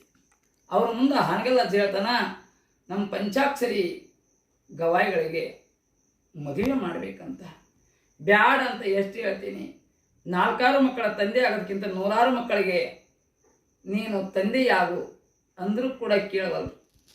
ಹೌದಾ, ಹಾಗಾದ್ರೆ ನಾನಾ ಬಗೆಹರಿಸ್ತೀನಿ ತಡ್ರಿ ಅಂತ ಹಾನಗಲ್ಲ ಗುರುಕುಮಾರ ಮಹಾಸ್ವಾಮಿಗಳ ಮಾತನ್ನು ಕೇಳಿಕೊಂಡು ಪಂಚಾಕ್ಷರಿ ಗವಾಯಿಗಳ ಹತ್ರ ಹೋಗ್ತಾ ಇದ್ದಾರೆ. ಗದಗಿನ ಹಾಲೂರು ಗುರಪ್ಪನವರು ಇವರ ಹಾಡ್ತಾ ಇದ್ರು. ಅತ್ತ ಇತ್ತ ನೋಡದಂತೆ ಅಂಧಕನ ಮಾಡಯ್ಯ, ಅತ್ತ ಇತ್ತ ಹೋಗದಂತೆ ಎಳವನ ಮಾಡಯ್ಯ, ಮತ್ತೊಂದು ನೋಡದಂತೆ ಅಂಧಕನ ಮಾಡಯ್ಯ, ಮತ್ತೊಂದು ಕೇಳದಂತೆ ಕಿವುಡನ ಮಾಡಯ್ಯ, ಇಂಥ ವಚನಗಳನ್ನು ಹಾಡ್ತಿರುವಾಗ ಆಗ ಏ ಕುಡ್ಡಪ್ಪ ಗವಾಯಿ ಅಂತ ಪಂಚಾಕ್ಷರಿ ಗವಾಯಿಗಳು ಎದರಿದು. ನನಗೆ ಗವಾಯಿನವರು ಹಾನಗಲ್ ಅಜ್ಜನ ಬಿಟ್ಟರು ಮತ್ತೆ ಯಾರಿಲ್ಲ ಇದ್ರೆ ಏನೋ ಪಂಚಾಕ್ಷರಿ ಮದುವೆ ಅಕ್ಕದಿ ಕುಮಾರಸ್ವಾಮಿಗಳು ನಿನಗಾಗಿ ಎಷ್ಟು ಸಾಲವನ್ನು ಮಾಡಿದ್ದಾರೆ, ಸಮಾಜದ ದುಡ್ಡನ್ನು ಖರ್ಚು ಮಾಡ್ಯಾರ. ಆ ಸಮಾಜದ ದುಡ್ಡು ಕೊಟ್ಟು ನೀನು ಮದುವೆಯಾಗು ಅಂದ ತಕ್ಷಣವೇ ಇಲ್ರಿಪ್ಪ ನಾನು ಮದುವೆ ಆಗಲ್ಲ, ಜೀವನದುದ್ದಕ್ಕೂ ಕೂಡ ನಾನು ಮದುವೆ ಆಗಂಗಿಲ್ಲ. ಹಾನಗಲ್ ಅಜ್ಜನ ಹೇಳಿದಂತೆ ಬ್ರಹ್ಮಚಾರಿ ಹಾಕಿನಿ. ನಾನು ಎಲ್ಲ ಕಣ್ಣಿಲ್ಲದ ಮಕ್ಕಳಿಗೆ, ಕಾಲಿಲ್ಲದ ಮಕ್ಕಳಿಗೆ, ಅಂಧ ಅನಾಥ ಅಂಗವಿಕಲ ದೀನದಲಿತ ಬಡ ಮಕ್ಕಳಿಗೆ ಸಂಗೀತ ವಿದ್ಯೆಯನ್ನು ಕಲಿಸ್ತೀನಿರಪ್ಪ ಅಂದಾಗ ಹೋಗ ಹಾನಗಲ್ ಅಜ್ಜನ ಪಾದಕ್ಕೆ ಬೀಳು. ಆಗ ಓಡಿ ಓಡಿ ಬರ್ತಾ ಇದ್ದಾರೆ. ಹಾನಗಲ್ ಅಜ್ಜನ ಪಾದಕ್ಕೆ ಬಂದು ನಮಸ್ಕಾರ ಮಾಡಿ, ಯಪ್ಪ ನಾನು ಮದುವೆ ಆಗಲ್ಲ, ಅಜನ್ಮ ಬ್ರಹ್ಮಚಾರಿ. ಇಲ್ಲ ಗವಾಯಿ, ಕನ್ಯಾ ನೋಡ್ತೀವಿ, ಮದುವೆ ಮಾಡ್ತೀವಿ. ಇಲ್ರಿಪ್ಪ ಎಂದೆಂದೂ ಕೂಡ ನಾವು ಮದುವೆ ಆಗಂಗಿಲ್ಲ, ಅದು ಬಹಳ ಕಠಿಣ ಐತೆ ಪಾಪ ಬ್ರಹ್ಮಚಾರಿ ವ್ರತ. ಇಲ್ರಿ ಬುದ್ಧಿ, ನಾನು ಮದುವೆ ಆಗಂಗಿಲ್ಲ. ನೀವು ಹೇಳ್ದಂತೆ 4-6 ಮಕ್ಕಳ ತಂದೆ ಆಗೋದಕ್ಕಿಂತಲೂ 100,000 ಮಕ್ಕಳಿಗೆ ಅಂಧನಾಥರಿಗೆ ಸಂಗೀತ ಕಲಿಸಿ ಆ ಸಂಗೀತದ ಕಲಿತಿರ್ತಕ್ಕಂಥ ಮಕ್ಕಳಿಗೆ ತಂದೆ ಆಗ್ತೀನಿ. ಆಗಲಿ ಗವಾಯಿಗಳೇ ಒಳ್ಳೆಯದಾಗಲಂತ ಆಶೀರ್ವಾದ ಮಾಡ್ತಾ ಇದ್ದಾರೆ. ಮುಂದೆ ಪರೀಕ್ಷಾ ಕಾಲ. ಪಂಚಾಕ್ಷರಿ ಗವಾಯಿಗಳು ಒಂದು ಸಲ ಹುಬ್ಬಳ್ಳಿಗೆ ಹೋಗ್ತಾ ಇದ್ದಾರೆ. ಇವರ ಸಂಗೀತವನ್ನು ಆಲಿಸಿ ಒಬ್ಬ ಯುವತಿ ಪಂಚಾಕ್ಷರಿ ಗವಾಯಿಗಳ ಸೇವಕರಿಗೆ ಸೊನ್ನೆ ಮಾಡ್ತಾ ಇದ್ದಾಳೆ. ಅವ್ರನ್ನ ಮಧ್ಯಾಹ್ನ ಸಮಯದಲ್ಲಿ ಕರ್ಕೊಂಡು ಬಾ ನಮ್ಮ ಮನೆಗೆ, ನಿನಗೆ ಏನಾದರೂ ಕೊಡ್ತೀನಿ ಅಂತ ಹೇಳಿದರು. ಅದೇ ರೀತಿಯಾಗಿ ಸೇವಕರು ಪಂಚಾಕ್ಷರಿ ಗವಾಯಿಗಳನ್ನು ಕರ್ಕೊಂಡು ಬರ್ತಾರೆ. ಕರ್ಕೊಂಡು ಬಂದಾಗ ಅವರಿಗೆ ಹಣವನ್ನು ಕೊಟ್ಟು ಸೇವಕರನ್ನ ಕಳಿಸ್ತಾ ಇದ್ದಾಳೆ. ಕಳಿಸಿ ಆ ಪಂಚಾಕ್ಷರಿ ಗವಾಯಿಗಳ ಕೈ ಹಿಡಿದು ಹೇಳ್ತಿದ್ದಾಳೆ, ಬಾನು ನನ್ನಲ್ಲ, ನನಗೆ ಸುಖ ಕೊಡು, ಸಂತೋಷ ಕೊಡು ಅಂದಾಗ ಪಂಚಾಕ್ಷರಿ ಗವಾಯಿಗಳು, ಇಲ್ಲ ನೀನು ಕರೆದಿದ್ದಿ ಬಹಳ ಸಂತೋಷ, ನನಗೂ ಕೂಡ ಅದ ಬೇಕಾಗೈತಿ. ಆದರೆ ಹಗಲಿಗೆ ಭೋಗ ಪಡಬಾರ್ದು, ರಾತ್ರಿಯ ಸಮಯದಲ್ಲಿ ಬಂದು ನಿನಗೆ ಸುಖ ಸಂತೋಷ ಕೊಡ್ತೀನಿ. ನಮ್ಮ ಶಿಷ್ಯ ಇಲ್ಲ, ಅದನ್ನು ಕರಿ, ಸೇವಕನನ್ನು ಕರಿ, ರಾತ್ರಿ ಕರ್ಕೊಂಡು ಬರ್ತೀನಿ. ಆಗ ಸೇವಕರನ್ನು ಕರಿತಾಳೆ. ರಾತ್ರಿ ಕರ್ಕೊಂಡು ಬಾ ಅಂತಂದೇಳಿ ಆ ಸೇವಕನಿಗೆ ಕಳಿಸ್ತಾಳೆ. ಆಗ ಅಂದಿನ ದಿನವೇ ಹುಬ್ಬಳ್ಳಿ ಬಿಟ್ಟವರು ಪಂಚಾಕ್ಷರಿ ಗವಾಯಿಗಳು ತಿರುಗಿ ಹುಬ್ಬಳ್ಳಿಗೆ ಹೋಗಲಿಲ್ಲ, ಅಜನ್ಮ ಬ್ರಹ್ಮಚಾರಿಗಳಾದ ಅಂಥ ಪಂಚಾಕ್ಷರಿ ಗವಾಯಿಗಳನ್ನು ತಯಾರು ಮಾಡಿರ್ತಕ್ಕಂಥ ಹಾನಗಲ್ಲ ಗುರುಕುಮಾರ ಶಿವಯೋಗಿ ಅಂಧರ ಬಾಳಿನ ನಂದಾದೀಪ. ಅಂಧರಿಂದಲೇ ಅಂಧರ ಬಾಳನ್ನು ಬೆಳಗಿಸಿದ ದಾರಿಯ ದೀಪ, ಜಗದ 2ನೆಯ ಸೂರ್ಯ, ಅಂಧರ ಕಣ್ಣು ಹಾನಗಲ್ಲ ಗುರುಕುಮಾರ ಶಿವಯೋಗಿ. ಯಾರು ಮಾಡದ ಕಾರ್ಯವನ್ನು ಮಾಡಿದರು, ಪಂಚಾಚಾರ್ಯರು ಮಾಡಿಲ್ಲ, ಬಸವಾದಿ ಪ್ರಮತರು ಕೂಡ ಮಾಡಿಲ್ಲ. ಎಲ್ಲರನ್ನ ಬೆಳೆಸಿದರು, ಎಲ್ಲರಿಗೂ ದೇವರಂದರು. ಆದರೆ ಹಾನಗಲ್ಲ ಗುರುಕುಮಾರ ಶಿವಯೋಗಿ ಕಣ್ಣಿಲ್ಲದವರೇ ದೇವರು, ಅಂಧರೇ ದೇವರು, ಅನಾಥರೇ ದೇವರು, ಅಂಗವಿಕಲರೇ ದೇವರು ಅಂತಂದೇಳಿ ಅಂಧ ಅನಾಥ ಅಂಗವಿಕಲ ಬಡ ಮಕ್ಕಳನ್ನು ಸಾಕಿ ಸಲವಿ ವಿದ್ಯೆಯನ್ನು ಕೊಡಲಿಕ್ಕೆ ಪಂಚಾಕ್ಷರಿ ಗವಾಯಿಗಳನ್ನು ತಯಾರು ಮಾಡಿದಂತಹ ಮಹಾಕೀರ್ತಿ ಹಾನಗಲ್ಲ ಸ್ವಾಮಿಗೆ ಸಲ್ತಾ ಇದೆ. ಹಾಗೆ ಶಿವಯೋಗ ಮಂದಿರದ ಅನೇಕ ಉದ್ದೇಶಗಳನ್ನು ಮಾಡುತ್ತಿರುವಾಗ ಮತ್ತೆ ಒಂದು ಎಲ್ಲ ಹಿರಿಯರು ಕೂಡಿಕೊಂಡು ಒಂದು ವಿಚಾರ ಮಾಡ್ತಾ ಇದ್ದಾರೆ, ಯಡಿಯೂರ ಸಿದ್ಧಲಿಂಗೇಶನಿಗೆ ಹೋಗಬೇಕು. ಆಗಿನ ಕಾಲದಲ್ಲಿ ನಡ್ಕೋಂತ ಯಡಿಯೂರ ಸಿದ್ಧಲಿಂಗೇಶನಿಗೆ ಹಳ್ಳಿ ನಗರಗಳಲ್ಲಿ ಪುರಾಣ ಪ್ರವಚನ ಮಾಡ್ತಾ ಹೋದ್ರಿ. ಆಗ ಎಲ್ಲರೂ ಯಡಿಯೂರ ಸಿದ್ಧಲಿಂಗೇಶನ ಗದ್ದಿಗೆ ನಮಸ್ಕಾರ ಮಾಡ್ತಾ ಇದ್ದಾರೆ. ಹಾನಗಲ್ಲ ಅಜ್ಜ ಮಾಡಲಿಲ್ಲ. ಆಗ ಯಪ್ಪ ನೀವು ಗದ್ದಿಗೆ ನಮಸ್ಕಾರ ಮಾಡಲಿಲ್ಲ, ನಿಜವಾಗಲೂ ಸಿದ್ಧಲಿಂಗೇಶ ಗದ್ದಿಗಳಾಗಿದ್ರೆ ನನಗೆ ದರ್ಶನ ಆಶೀರ್ವಾದ ಕೊಳ್ಳಿ, ನಾನು ಮಾಡ್ತೀನಿ. ಎಲ್ಲರೂ ಪ್ರಸಾದ ಮಾಡಿ ಮಲಗಿದ್ದಾರೆ. ಮಧ್ಯರಾತ್ರಿ ಯಡಿಯೂರ ಸಿದ್ಧಲಿಂಗೇಶ್ವರ ಪೂಜೆಯನ್ನು ಮುಗಿಸಿ ತೀರ್ಥ ಪ್ರಸಾದವನ್ನು ಕೊಟ್ಟು ಆ ಹಾನಗಲ್ಲ ಕುಮಾರೇಶನಿಗೆ ನಿಜವಾಗಲು ಬಂತು. ಆಗ ಒಂದು ಸಲ ಅಲ್ಲ 2 ಸಲ ಆ ರೀತಿ ಆಯಿತು ಕನಸಿನಲ್ಲಿ. ಎಲ್ಲರನ್ನೇ ಎಬ್ಬಿಸಿ ಆಗಿಂದಾಗಲೇ ಗದ್ದಿಗೆಗೆ ಬಂದು ಭಕ್ತ ಸಮೂಹದ ಜೊತೆಗೆ ದೀರ್ಘದಂಡ ಪ್ರಣಾಮಗಳನ್ನು ಹಾಕ್ತಿದ್ದಾರೆ. ಅಂದಿನಿಂದ ಎಡೆಯೂರ ಸಿದ್ಧಲಿಂಗೇಶ ನಿಜವಾಗಲೂ ಕೂಡ ದರ್ಶನವನ್ನು ಕೊಟ್ಟ ಅಂತಂದೇಳಿ ಎಡೆಯೂರಿಗೆ ನಡಿಲಿಕ್ಕೆ ಪ್ರಾರಂಭ ಮಾಡ್ತಾ ಇದ್ದಾರೆ. ಎಡೆಯೂರಿನಿಂದ ಬರುವಾಗ ಹಳ್ಳಿಗಳಲ್ಲಿ ಆಗೆಲ್ಲ ಬಂಡಿಯೊಳಗೆ ಬರ್ತಿದ್ರು. ಬಂಡಿಯೊಳಗ ಮೆರವಣಿಗೆ, ಹಾನಗಲ್ಲ ಜನ ಪುರಾಣ ಪ್ರವಚನ ಎಲ್ಲ ವೀರಶೈವ ಧರ್ಮವನ್ನು ಉದ್ಧಾರ ಮಾಡ್ತಿದ್ರು. ಎಲ್ಲರಿಗೂ ಲಿಂಗಾಯತರಾಗ್ರಿ, ಲಿಂಗವನ್ನು ಕಟ್ಟಿಕೊಳ್ಳ್ರಿ, ವೀರಶೈವ ಧರ್ಮದವರಾಗ್ರಿ ಎಂದು ಎಲ್ಲ ಅಷ್ಟವರ್ಣ ಪಂಚಚಾರ ಸಡಸ್ತ್ರದ ಬೋಧೆಯನ್ನು ಮಾಡ್ತಾ ಮಾಡ್ತಾ ಬರುತ್ತಿರುವಾಗ ಒಂದು ತಾರು ಬರ್ತಾ ಇದೆ. ಸೊಲ್ಲಾಪುರದಲ್ಲಿ 40 ವಾಡದ ವೀರೇಶ್ವರ ಶರಣರು ಹಾನಗಲ್ಲ ಅಜ್ಜನಿಗಾಗಲಿ ಕಾಯ್ತಾ ಇದ್ರು. ಆಗ ಉಗಿಬಂಡಿಯಲ್ಲಿ ಎಂದೂ ಕೂಡ ಉಗಿಬಂಡಿ ಹತ್ತಿಲ್ಲ, ಅಂದರೆ ರೈಲು. ಆ ರೈಲಿನಲ್ಲಿ ಹೋಗ್ತಾ ಇದ್ದಾರೆ. ಅಲ್ಲಿ 40 ವಾಡದ ಮಹಾಶಿವ ಶರಣರು ಹಾನಗಲ್ ಅಜ್ಜನ ಸಲುವಾಗಿ ಜೀವವನ್ನು ಇಟ್ಟುಕೊಂಡಿದ್ರು. ಆಗ ಕೊನೆಗೆ ಹಾನಗಲ್ ಅಜ್ಜ ಯಾರಿಗೂ ಕೂಡ ಪಾದೋದಕವನ್ನು ಕೊಟ್ಟಿಲ್ಲ. ಹಾನಗಲ್ ಕುಮಾರಸ್ವಾಮಿಗಳ ಪಾದೋದಕವನ್ನು ಮಾಡಿಕೊಂಡು 40 ವಾಡದ ವೀರೇಶ್ವರ ಶರಣರ ಬಾಯಿಯೊಳಗೆ ಹಾಕಿದಾಗ ಅವರು ಲಿಂಗೈಕ್ಯರಾಗ್ತಾ ಇದ್ದಾರೆ, ಶಿವಾಧೀನರಾಗ್ತಾ ಇದ್ದಾರೆ. ಆಗ ಅಲ್ಲಿಯ ಎಲ್ಲ ಆ 40 ವಾಡದ ವೀರೇಶ್ವರ ಶರಣರ ಪಾರ್ಥಿವ ಶರೀರದ ಶವ ಸಂಸ್ಕಾರವನ್ನು ಮುಗಿಸಿಕೊಂಡು ಬರ್ತಾ ಇದ್ದಾರೆ. ಬಂದಾಗ ಮತ್ತೆ ಬಾಗಲಕೋಟೆಯಲ್ಲಿ ಶಾಂತವೀರ ಮಹಾಸ್ವಾಮಿಗಳು ಲಿಂಗೈಕ್ಯ ಆಗ್ತಾರೆ. ಅಲ್ಲಿಗೂ ಕೂಡ ಹೋಗ್ತಾ ಇದ್ದಾರೆ. ಅದೇ ರೀತಿಯಲ್ಲಿ ಅನೇಕ ಲೀಲೆಗಳನ್ನು ಮಾಡ್ತಿರುವಾಗ ಒಬ್ಬ ಶಿಕಾರಿಪುರದ ಸೌಭಾಗ್ಯಮ್ಮ ಆ ತಾಯಿ ಬರ್ತಾ ಇದ್ದಾಳೆ. ಬಂದು ನಾನು ಅಜ್ಜನಿಗೆ ಮೊದಲೇ ಹೇಳಬೇಕಾಗಿತ್ತು ಈ ವಿಷಯಗಳನ್ನು, ಅನಿವಾರ್ಯತೆಯಿಂದ ಈಗ ಹೇಳ್ತಾ ಇದ್ದೇನೆ. ಆ ಶಿಕಾರಿಪುರದ ಸೌಭಾಗ್ಯಮ್ಮ ನಾನು ಹಾನಗಲ್ ಅಜ್ಜನಿಗೆ ಸ್ವಂತ ಮಡಿಹುಡಿಯಿಂದ ಅಡಿಗೆ ಮಾಡಿ ಅವರಿಗೆ ಪ್ರಸಾದ ಮಾಡಿಸಿ 1,000 ರೂಪಾಯಿ ಕಾಣಿಕೆ ಕೊಡ್ತೀನಿ. ಅದನ್ನು ಬಂಕಾಪುರದ ಅರಳಳ್ಳಿ ಮಠದ ಸ್ವಾಮಿಗಳಿಗೆ ತಿಳಿಸ್ತಾ ಇದ್ದಾರೆ. ಆಗ ಬಂಕಾಪುರದ ಅರಳಳ್ಳಿ ಮಠದ ಸ್ವಾಮಿಗಳು ಒಪ್ಪಿಕೊಳ್ತಾ ಇದ್ದಾರೆ. ಹಾನಗಲ್ ಅಜ್ಜನಿಗೆ ವಿಷಯ ತಿಳಿಸಿದಾಗ 1,000 ರೂಪಾಯಿ ಸಲುವಾಗಿ ನಾನು ವ್ರತವನ್ನು ಮಾರಿಕೊಳ್ಳುವುದಿಲ್ಲ, ಆ ತಾಯಿಯನ್ನು ಕಳಿಸಿಕೊಟ್ಟುಬಿಡು. ಅದೇ ರೀತಿಯಲ್ಲಿ ಹಾನಗಲ್ ಅಜ್ಜ ಹಾನಗಲ್ ಮಠದೊಳಗಿದ್ದಾಗ ಅವರ ತಾಯಿ ಬರ್ತಾ ಇದ್ದಾಳೆ ನೀಲಮ್ಮ. ಹಾನಗಲ್ ಅಜ್ಜ ಮಠಕ್ಕಾಗ್ಯಾನಂತ ತಿಳ್ಕೊಂಡು ಯಾವಾಗ ಹಾನಗಲ್ ಅಜ್ಜ ಅವರು ತಾಯಿ ಬರುವ ಸುದ್ದಿಯನ್ನು ಕೇಳಿ ಮಠವನ್ನು ಬಿಟ್ಟು ಹೋಗಿಬಿಟ್ರು. ಅವರು ಎಲ್ಲಿಗೆ ಹೋಗ್ತಾ ಇದ್ದಾರೆ ಅಂದರೆ ಬೆಳಗಲ್ಪೇಟೆ ಆ ಮಠದೊಳಗಿದ್ರು. 3 ದಿನ ಮಠದೊಳಗ ತಾಯಿ ನೀಲಮ್ಮ ಇದ್ರೂ ಕೂಡ ಬರಲಿಲ್ಲ. ಬಂಕಾಪುರದ ಸ್ವಾಮಿಗಳು ಆ ತಾಯಿಗೆ ಎಲ್ಲ ವ್ಯವಸ್ಥೆಯನ್ನು ಮಾಡಿ ಹೋಗುವಾಗ ಹಾನಗಲ್ ಅಜ್ಜನ ತಾಯಿ ಬಂದಂತಂದರೆ ಸೀರೆ ಕುಪ್ಪಸಗಳನ್ನು ಕೊಟ್ಟು ಅದೇ ರೀತಿಯಲ್ಲಿ ತಿಂಡಿ ತಿನಿಸುಗಳನ್ನು ಕೊಟ್ಟು ಒಂದು ಆಕಳವನ್ನು ಕೊಟ್ಟು ಕಳಿಸ್ತಿದ್ರು.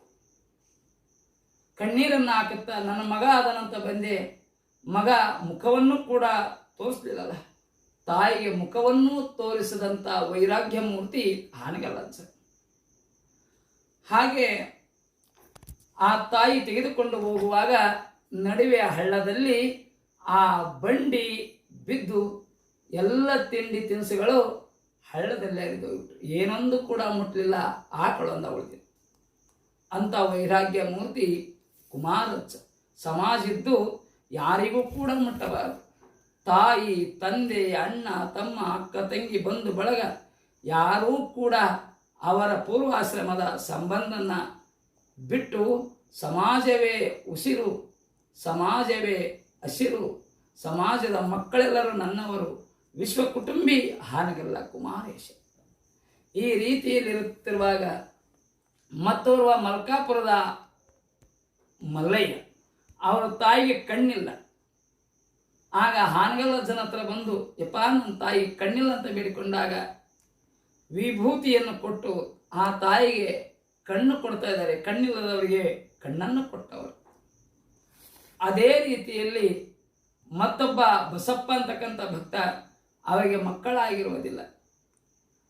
ಆಗ ಅವರಿಗೆ ಸಂತಾನ ಭಾಗ್ಯವನ್ನು ಕಣಿಸ್ತಾ ಇದ್ದಾರೆ. ಒಂದು ವರ್ಷ ಗಂಡು ಮಗು ಹುಡ್ತೈತಿ, ಮತ್ತೊಂದು ಸಲ ಹೆಣ್ಣು ಮಗು ಹುಡ್ತೈತಿ. ಹೀಗೆ ಮಕ್ಕಳಿಲ್ಲದವರಿಗೆ ಮಕ್ಕಳನ್ನು, ಕಣ್ಣಿಲ್ಲದವರಿಗೆ ಕಣ್ಣನ್ನು, ರೋಗಿದ್ದವರಿಗೆ ಭಸ್ಮಾಚಿ ರೋಗ ನಿವಾರಣೆಯನ್ನು, ಈ ರೀತಿಯಲ್ಲಿ ಅನೇಕ ಲೀಲೆಗಳನ್ನು ಮಾಡ್ತಾ ಮಾಡ್ತಾ ಮಾಡ್ತಾ ಹಾನಗಲ್ಲಜ್ಜವರು ಕೊನೆಗೆ ಅಲ್ಲಿ ವಿಜಯಮಾಂತ ಸ್ವಾಮಿಗಳ ಒಂದು ಉತ್ತರಾಧಿಕಾರ ಪಟ್ಟಾಧಿಕಾರ ನಡೆದಿರ್ತೈತೆ. ಆ ಸಮಯದಲ್ಲಿ ಮೆರವಣಿಗೆಯಲ್ಲಿ ಓರ್ವ ಶೆಟ್ಟಿ ಭಕ್ತ ಬಂದು ಆ ಖಾದಿಯನ್ನು ಕೊಡ್ತಾ ಇದ್ದಾನೆ. ಖಾದಿಯ ಬಟ್ಟೆಯನ್ನು ತಾನೇ ನೀಡಿರ್ತಾನೆ. ಅದನ್ನು ನೋಡಿ ಸಂತೋಷದಿಂದ ಇನ್ನು ಮೇಲೆ ಖಾದಿಯನ್ನೇ ತೊಟ್ಕೋಬೇಕು ಅಂತಂದೇಳಿ ಆ ಖಾದಿಯ ಬಟ್ಟೆಗಳನ್ನು ತೆಗೆದುಕೊಂಡು ಹೋಗ್ತಾ ಇದ್ದಾರೆ. ಇನ್ನೇನು ಉತ್ಸವ ಪ್ರಾರಂಭ ಅಂದಾಗ ಅಲ್ಲಿರ್ತಕ್ಕಂಥ ಕಾರ್ಯದರ್ಶಿಯನ್ನ ಒಂದಿಷ್ಟು ಜನ ಬೇರೆ ಕಡೆ ಕಳಿಸಿದ್ರು. ಖಾದಿಯ ಬಟ್ಟೆ ಬರುವ ತನಕನೂ ಕೂಡ ಮೆರವಣಿಗೆ ಪ್ರಾರಂಭ ಇಲ್ಲ ಅಂದಾಗ ಆ ಕಾರ್ಯದರ್ಶಿ ಬಂದು ಎಲ್ಲ ಖಾದಿ ಬಟ್ಟೆಯನ್ನು ಕೊಟ್ಟು ಒಳ್ಳೆಯ ರೀತಿಯಲ್ಲಿ ಮೆರವಣಿಗೆ ಆಗ್ತಾ ಇದೆ. ಅಂದಿನಿಂದ ಖಾದಿ ದೇಶದ ಹಾದಿ ಎಂದು ಖಾದಿ ಬಟ್ಟೆಯನ್ನು ಧರಿಸ್ತಾ ಇದ್ದಾರೆ. ಪಂಚಾಕ್ಷರಿ ಗವಾಯಿಗಳು ಕೂಡ ಖಾದಿ ಬಟ್ಟೆಯನ್ನು ಧರಿಸ್ತಾ ಇದ್ದಾರೆ. ಹೀಗೆ ಒಂದಲ್ಲ ಎರಡಲ್ಲ ಅನೇಕ ಲೀಲೆಗಳನ್ನು ಮಾಡ್ತಾ ಮಾಡ್ತಾ ಕೊನೆಗೆ ಒಂದು ಜಾತ್ರೆಗೆ ಹೋಗಿರ್ತಾ ಇದ್ದಾರೆ ಹಾನಗಲ್ಲಜ್ಜ. ಅಲ್ಲಿ ಜ್ವರ ಬರ್ತಾ ಇದ್ದಾರೆ. ಆಗ ಜ್ವರದ ಬಾಧೆ ವಿಪರೀತವಾಗುತ್ತೆ. ಅಲ್ಲಿಗೆ ದೇವಿ ವಸೂರ ಚನ್ನಬಸಪ್ಪ ಶೆಟ್ಟರು ಕೂಡ ಬರ್ತಾ ಇದ್ದಾರೆ. ಆಗ ಎಲ್ಲ ಕಡೆ ಯಾಂತ್ರಿಕರನ್ನ, ಮಾಂತ್ರಿಕರನ್ನ, ವೈದ್ಯರನ್ನ ಕರೆಸಿ ತೋರಿಸೋಣ. ಆಗ ಎಲ್ಲಿ ತೋರಿಸ್ಬೇಡ್ರಿಪ್ಪ, ನನ್ನ ಶಿವಯೋಗ ಮಂದಿರಕ್ಕೆ ಕರ್ಕೊಂಡು ಹೋಗ್ರಿ.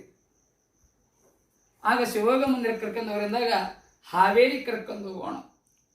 ಬೇಡ, ಹಾವೇರಿಗೆ ಬೇಡ, ಎಲ್ಲಿಗೆ ಬೇಡ, ನನ್ನನ್ನು ಶಿವಯೋಗ ಮಂದಿರಕ್ಕೆ ಕರ್ಕೊಂಡು ಹೋಗ್ರಿ. 40 ಹರದಾರಿ ದೂರ ಇತ್ತು. ಆಗ ಶಿವಯೋಗ ಮಂದಿರಕ್ಕೆ ಕರ್ಕೊಂಡು ಬರ್ತಾ ಇದ್ದಾರೆ. ಶಿವಯೋಗ ಮಂದಿರಕ್ಕೆ ಬಂದಾಗ ಎಲ್ಲ ಭಕ್ತ ಸಮೂಹಕ್ಕೆ ವೀರಶೈವ ಧರ್ಮ ಉದ್ಧಾರ ಆಗಲಿ, ವೀರಶೈವ ಮತ ಉದ್ಧಾರ ಆಗಲಿ, ಎಲ್ಲರೂ ಸಮಾಜಕ್ಕಾಗಿ ದುಡಿರಿ, ಸಮಾಜಕ್ಕಾಗಿ ಶ್ರಮಿಸ್ರಿ. ಅದೇ ರೀತಿಯಲ್ಲಿ ಭಾರತದೊಳಗ ಈ ವೀರಶೈವ ಮತವನ್ನು ಎಲ್ಲರೂ ಕೂಡ, ಅದರ ಜೊತೆಗೆ ಎಲ್ಲ ಮತವನ್ನು ಕೂಡ ನೀವು ಒಪ್ಪಿಕೊಂಡು ಎಲ್ಲ ಧರ್ಮವೂ ಕೂಡ ಒಂದೇ ಆಗಲಿ. ಅದೇ ರೀತಿ ಗುರು ವಿರಕ್ತರನ್ನು ಒಂದು ಮಾಡಲಿಕ್ಕೆ ಅನೇಕ ಪ್ರಯತ್ನ ಮಾಡಿದರು. ಎಲ್ಲ ಗುರು ವಿರಕ್ತರನ್ನು ಕೂಡಿಸಿ ಒಂದೇ ವೇದಿಕೆಯಲ್ಲಿ, ಗುರುಗಳು ಬೇರೆ ಅಲ್ಲ, ವಿರಕ್ತರು ಬೇರೆ ಅಲ್ಲ, ಅದೇ ರೀತಿಯಲ್ಲಿ ಸಮಯ ಭೇದವನ್ನು ಕೂಡ ಮುರಿದ್ರು. ಮುರುಘಾ ಸಮಯ, ಕುಮಾರ ಸಮಯ, ಚಿಲ್ಲಾಳ ಸಮಯ, ಹೀಗೆ ಎಲ್ಲ ಸಮಯಗಳನ್ನು ಮುರಿದು ಸಮಯ ಭೇದವನ್ನು ಅಳೆದಿರ್ತಕ್ಕಂಥವರು ಕುಮಾರಸ್ವಾಮಿಗಳು. ಗುರು ವಿರಕ್ತರು ಒಂದೇ ಅಂತಕ್ಕಂಥ ಬೋಧನೆಯನ್ನು ಮಾಡಿದರು. ಹಾಗೆ ದ್ಯಾಂಪುರದ ಚನ್ನಕವಿಗಳು ಒಂದು ಸಲ ತಮ್ಮೂರಿಗೆ ಕರ್ಕೊಂಡು ಹೋದರು. ಕರ್ಕೊಂಡು ಹೋಗಿ ಪಾದ ಪೂಜೆಯನ್ನು ಮಾಡ್ತಾ ಇದ್ದಾರೆ. ಪಾದ ಪೂಜೆಯನ್ನು ಮಾಡಿ ಮಂಗಳಾರತಿಯನ್ನು ಮಾಡಿದರು.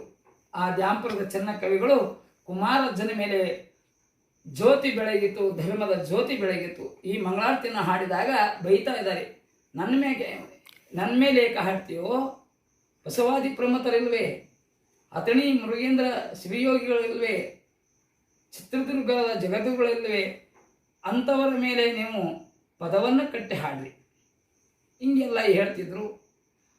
ಹಾಗೆ ಅವ್ರ ಚರಿತ್ರೆಯನ್ನು ಬರೀತೀನಿ ಅಂದ್ರೆ ನನ್ನ ಚರಿತ್ರೆ ಬರಿಬೇಡ್ರಿ, ದೊಡ್ಡ ದೊಡ್ಡ ಶರಣರ ಚರಿತ್ರೆ ಬರೀರಿ, ನನ್ನ ಚರಿತ್ರೆ ಯಾಕೆ ಬರೀತೀರಿ, ನನ್ನ ಚರಿತ್ರೆ ಬರೋದ್ರೆ ನಿನಗೆ ಒಳ್ಳೆಯದಾಗಂಗಿಲ್ಲ. ಆಗ ಮುಂದೆ ಹಾನಗಲ್ಲ ಜನ ಚರಿತ್ರೆ ಬರಿತಕ್ಕಂಥವರು ದ್ಯಾಂಪುರದ ಚೆನ್ನ ಕವಿಗಳು, ಅದೇ ರೀತಿಯಲ್ಲಿ ಉಕ್ಕೇರಿ ಸದಾಶಿವ ಕವಿಗಳು, ಕೊನೆಗೆ ಪುಟ್ಟಯ್ಯಜ್ಜವರು ಅವರು ಪುರಾಣ ಬರೆದರು ಅಂತಕ್ಕಂಥ ಇತಿಹಾಸ ಬರ್ತಾ ಇದೆ. ಹೀಗೆ ಅನೇಕ ಲೀಲೆಗಳನ್ನು ಮಾಡ್ತಾ ಮಾಡ್ತಾ ಕೊನೆಗೆ 1830ರಲ್ಲಿ ಶಿವಯೋಗ ಮಂದಿರದಲ್ಲಿ ಸಮಾಜ ಸಮಾಜ ಸಮಾಜ ಅನ್ನುತ್ತಾ ಸಮಾಜದಲ್ಲಿಯೇ ಲಿಂಗೈಕ್ಯರಾಗ್ತಾ ಇದ್ದಾರೆ. ಆ ವೀರಶೈವ ಒಟುಗಳಿಗೆ ಒಳ್ಳೆಯದಾಗಲಿ, ಆ ಸಾಧಕರಿಗೆ ಅನೇಕ ಬೋಧೆಯನ್ನು ಮಾಡ್ತಾಯಿದ್ರು, ಯೋಗದ ವಿಷಯಗಳನ್ನು ತಿಳಿಸ್ತಾ ಇದ್ದರು. ಅದೇ ರೀತಿಯಲ್ಲಿ ಅಷ್ಟಾವರಣ ಪಂಚಾಚಾರ ಸಡಸ್ಥಲದ ಬೋಧೆಯನ್ನು ಮಾಡ್ತಾಯಿದ್ರು.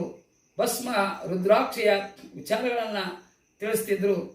ಅದೇ ರೀತಿಯಲ್ಲಿ ಲತಾ ಮಂಟಪದಲ್ಲಿ ಅನೇಕ ಒಟುಗಳಿಗೆ ಅವರು ವಿಷಯಗಳನ್ನು ಬಿಡಿಸಿಕೊಡ್ತಾ ಇದ್ದರು.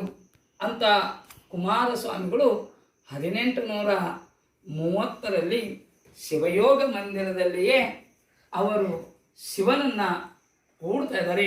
ಹಾಲಿನಲ್ಲಿ ಹಾಲು ಬೆರೆತಂತೆ, ನೀರಿನಲ್ಲಿ ನೀರು ಬೆರೆತಂತೆ, ಕರ್ಪೂರದಲ್ಲಿ ಕರ್ಪೂರ ಬೆರೆತಂತೆ, ಜ್ಯೋತಿಯಲ್ಲಿ ಜ್ಯೋತಿ ಬೆರೆತಂತೆ ಕುಮಾರ ಶಿವಯೋಗಿಗಳು ಲಿಂಗೈಕ್ಯರಾಗ್ತಾ ಇದ್ದಾರೆ. ಆಗ ಎಲ್ಲ ಚಿತ್ರದುರ್ಗದ ಜಗದ್ಗುರುಗಳು, ಅನೇಕ ಹರಗರು, ಚರಮೂರ್ತಿಗಳು ಆ ಸುದ್ದಿ ಗೊತ್ತಾದ ತಕ್ಷಣ ಓಡೋಡಿ ಬರ್ತಾ ಇದ್ದಾರೆ. ಇನ್ನು ಶಿವಯೋಗ ಮಂದಿರದ ಜ್ಯೋತಿ ಕಣ್ಮರೆಯಾಯಿತು. ಎಲ್ಲ ಆಕಳಗಳು ಕೂಡ ಕಣ್ಣೀರಿಡ್ತಾ ಇದ್ದಾವೆ. ಆಗ ಎಲ್ಲ ಮಾನವ ಕುಲ ಓಡೋಡಿ ಬಂದು ಕಣ್ಣೀರನ್ನು ಹಾಕ್ತಾ ಇದ್ದಾರೆ. ಆ ಆಕಾಶಕ್ಕೆ ಚುಂಬನಾದಂತೆ ಎಲ್ಲರ ಕಣ್ಣೀರು ಧಾರಾಕಾರವಾಗಿ ಇಳಿತಾ ಇದ್ದಾವೆ. ಕೊನೆಗೆ ಶಿವಯೋಗ ಮಂದಿರದಲ್ಲಿ ಈಗಿರ್ತಕ್ಕಂಥ ಮಠದ ಜಾಗದಲ್ಲಿಯೇ ಅವರ ಪಾರ್ಥಿವ ಶರೀರದ ಕರ್ತೃಗದ್ದಿಗೆಯನ್ನು ತಾವು ತಯಾರಿಸಿದ ಕ್ರಿಯಾ ಭಸ್ಮದಲ್ಲಿಯೇ ಅವರ ಕ್ರಿಯಾ ಸಮಾಧಿಯನ್ನು ನೆರವೇರಿಸ್ತಾ ಇದ್ದಾರೆ. ಆಗ ಭಕ್ತರು ಅವರ ಗದ್ದಿಗೆಗೆ ನಡ್ಕೊಂಡು ತಮ್ಮ ಇಷ್ಟಾರ್ಥಗಳನ್ನು ಈಗಲೂ ಕೂಡ ಸಿದ್ಧಿ ಮಾಡಿಕೊಳ್ತಾ ಇದ್ದಾರೆ. ಶಿವರಾತ್ರಿ ಅಮಾವಾಸ್ಯೆಯ ದಿವಸ ಆ ಶಿವಯೋಗ ಮಂದಿರದ ತೇರು ನಡೀತಾ ಇದೆ. ಇತ್ತಿತ್ತಲಾಗ ಸಂಗನಬಸವ ಮಹಾಸ್ವಾಮಿಗಳು ಹಾಲಕೆರೆಯ ಜಗದ್ಗುರು ಹೊಸಪೇಟೆ ಹಂಪಿ ಆ ಪರಮ ಪೂಜ್ಯರು 100 ವರ್ಷ ಅಂದ್ರೆ ಶಿವಯೋಗ ಮಂದಿರ ಸ್ಥಾಪನೆ ಆಗಿ ಶತಮಾನೋತ್ಸವದಲ್ಲಿ ವಿಶಾಲವಾಗಿರ್ತಕ್ಕಂಥ ರಥೋತ್ಸವವನ್ನು ನೆರವೇರಿಸಿದ್ದಾರೆ. ಆ ಪ್ರತಿ ವರ್ಷ ಶಿವರಾತ್ರಿಯ ಸಮಯದಲ್ಲಿ ರಥೋತ್ಸವ ಜರುಗ್ತಾ ಇದೆ. ಅಂತ ಹಾನಗಲ್ಲ ಅಜ್ಜನನ್ನು ನಾವು ನೀವೆಲ್ಲರೂ ಕಳ್ಕೊಂಡಿವಿ. ಹಾನಗಲ್ ಅಜ್ಜ ಇನ್ನು ಮುಂದೆ ಸಿಗೋದಿಲ್ಲ. ಆದರೆ ಅವರ ಪಾರ್ಥಿವ ಶರೀರ ಅಷ್ಟ ನಮ್ಮ ಕಣ್ಣಿಗೆ ಕಾಣಂಗಿಲ್ಲ.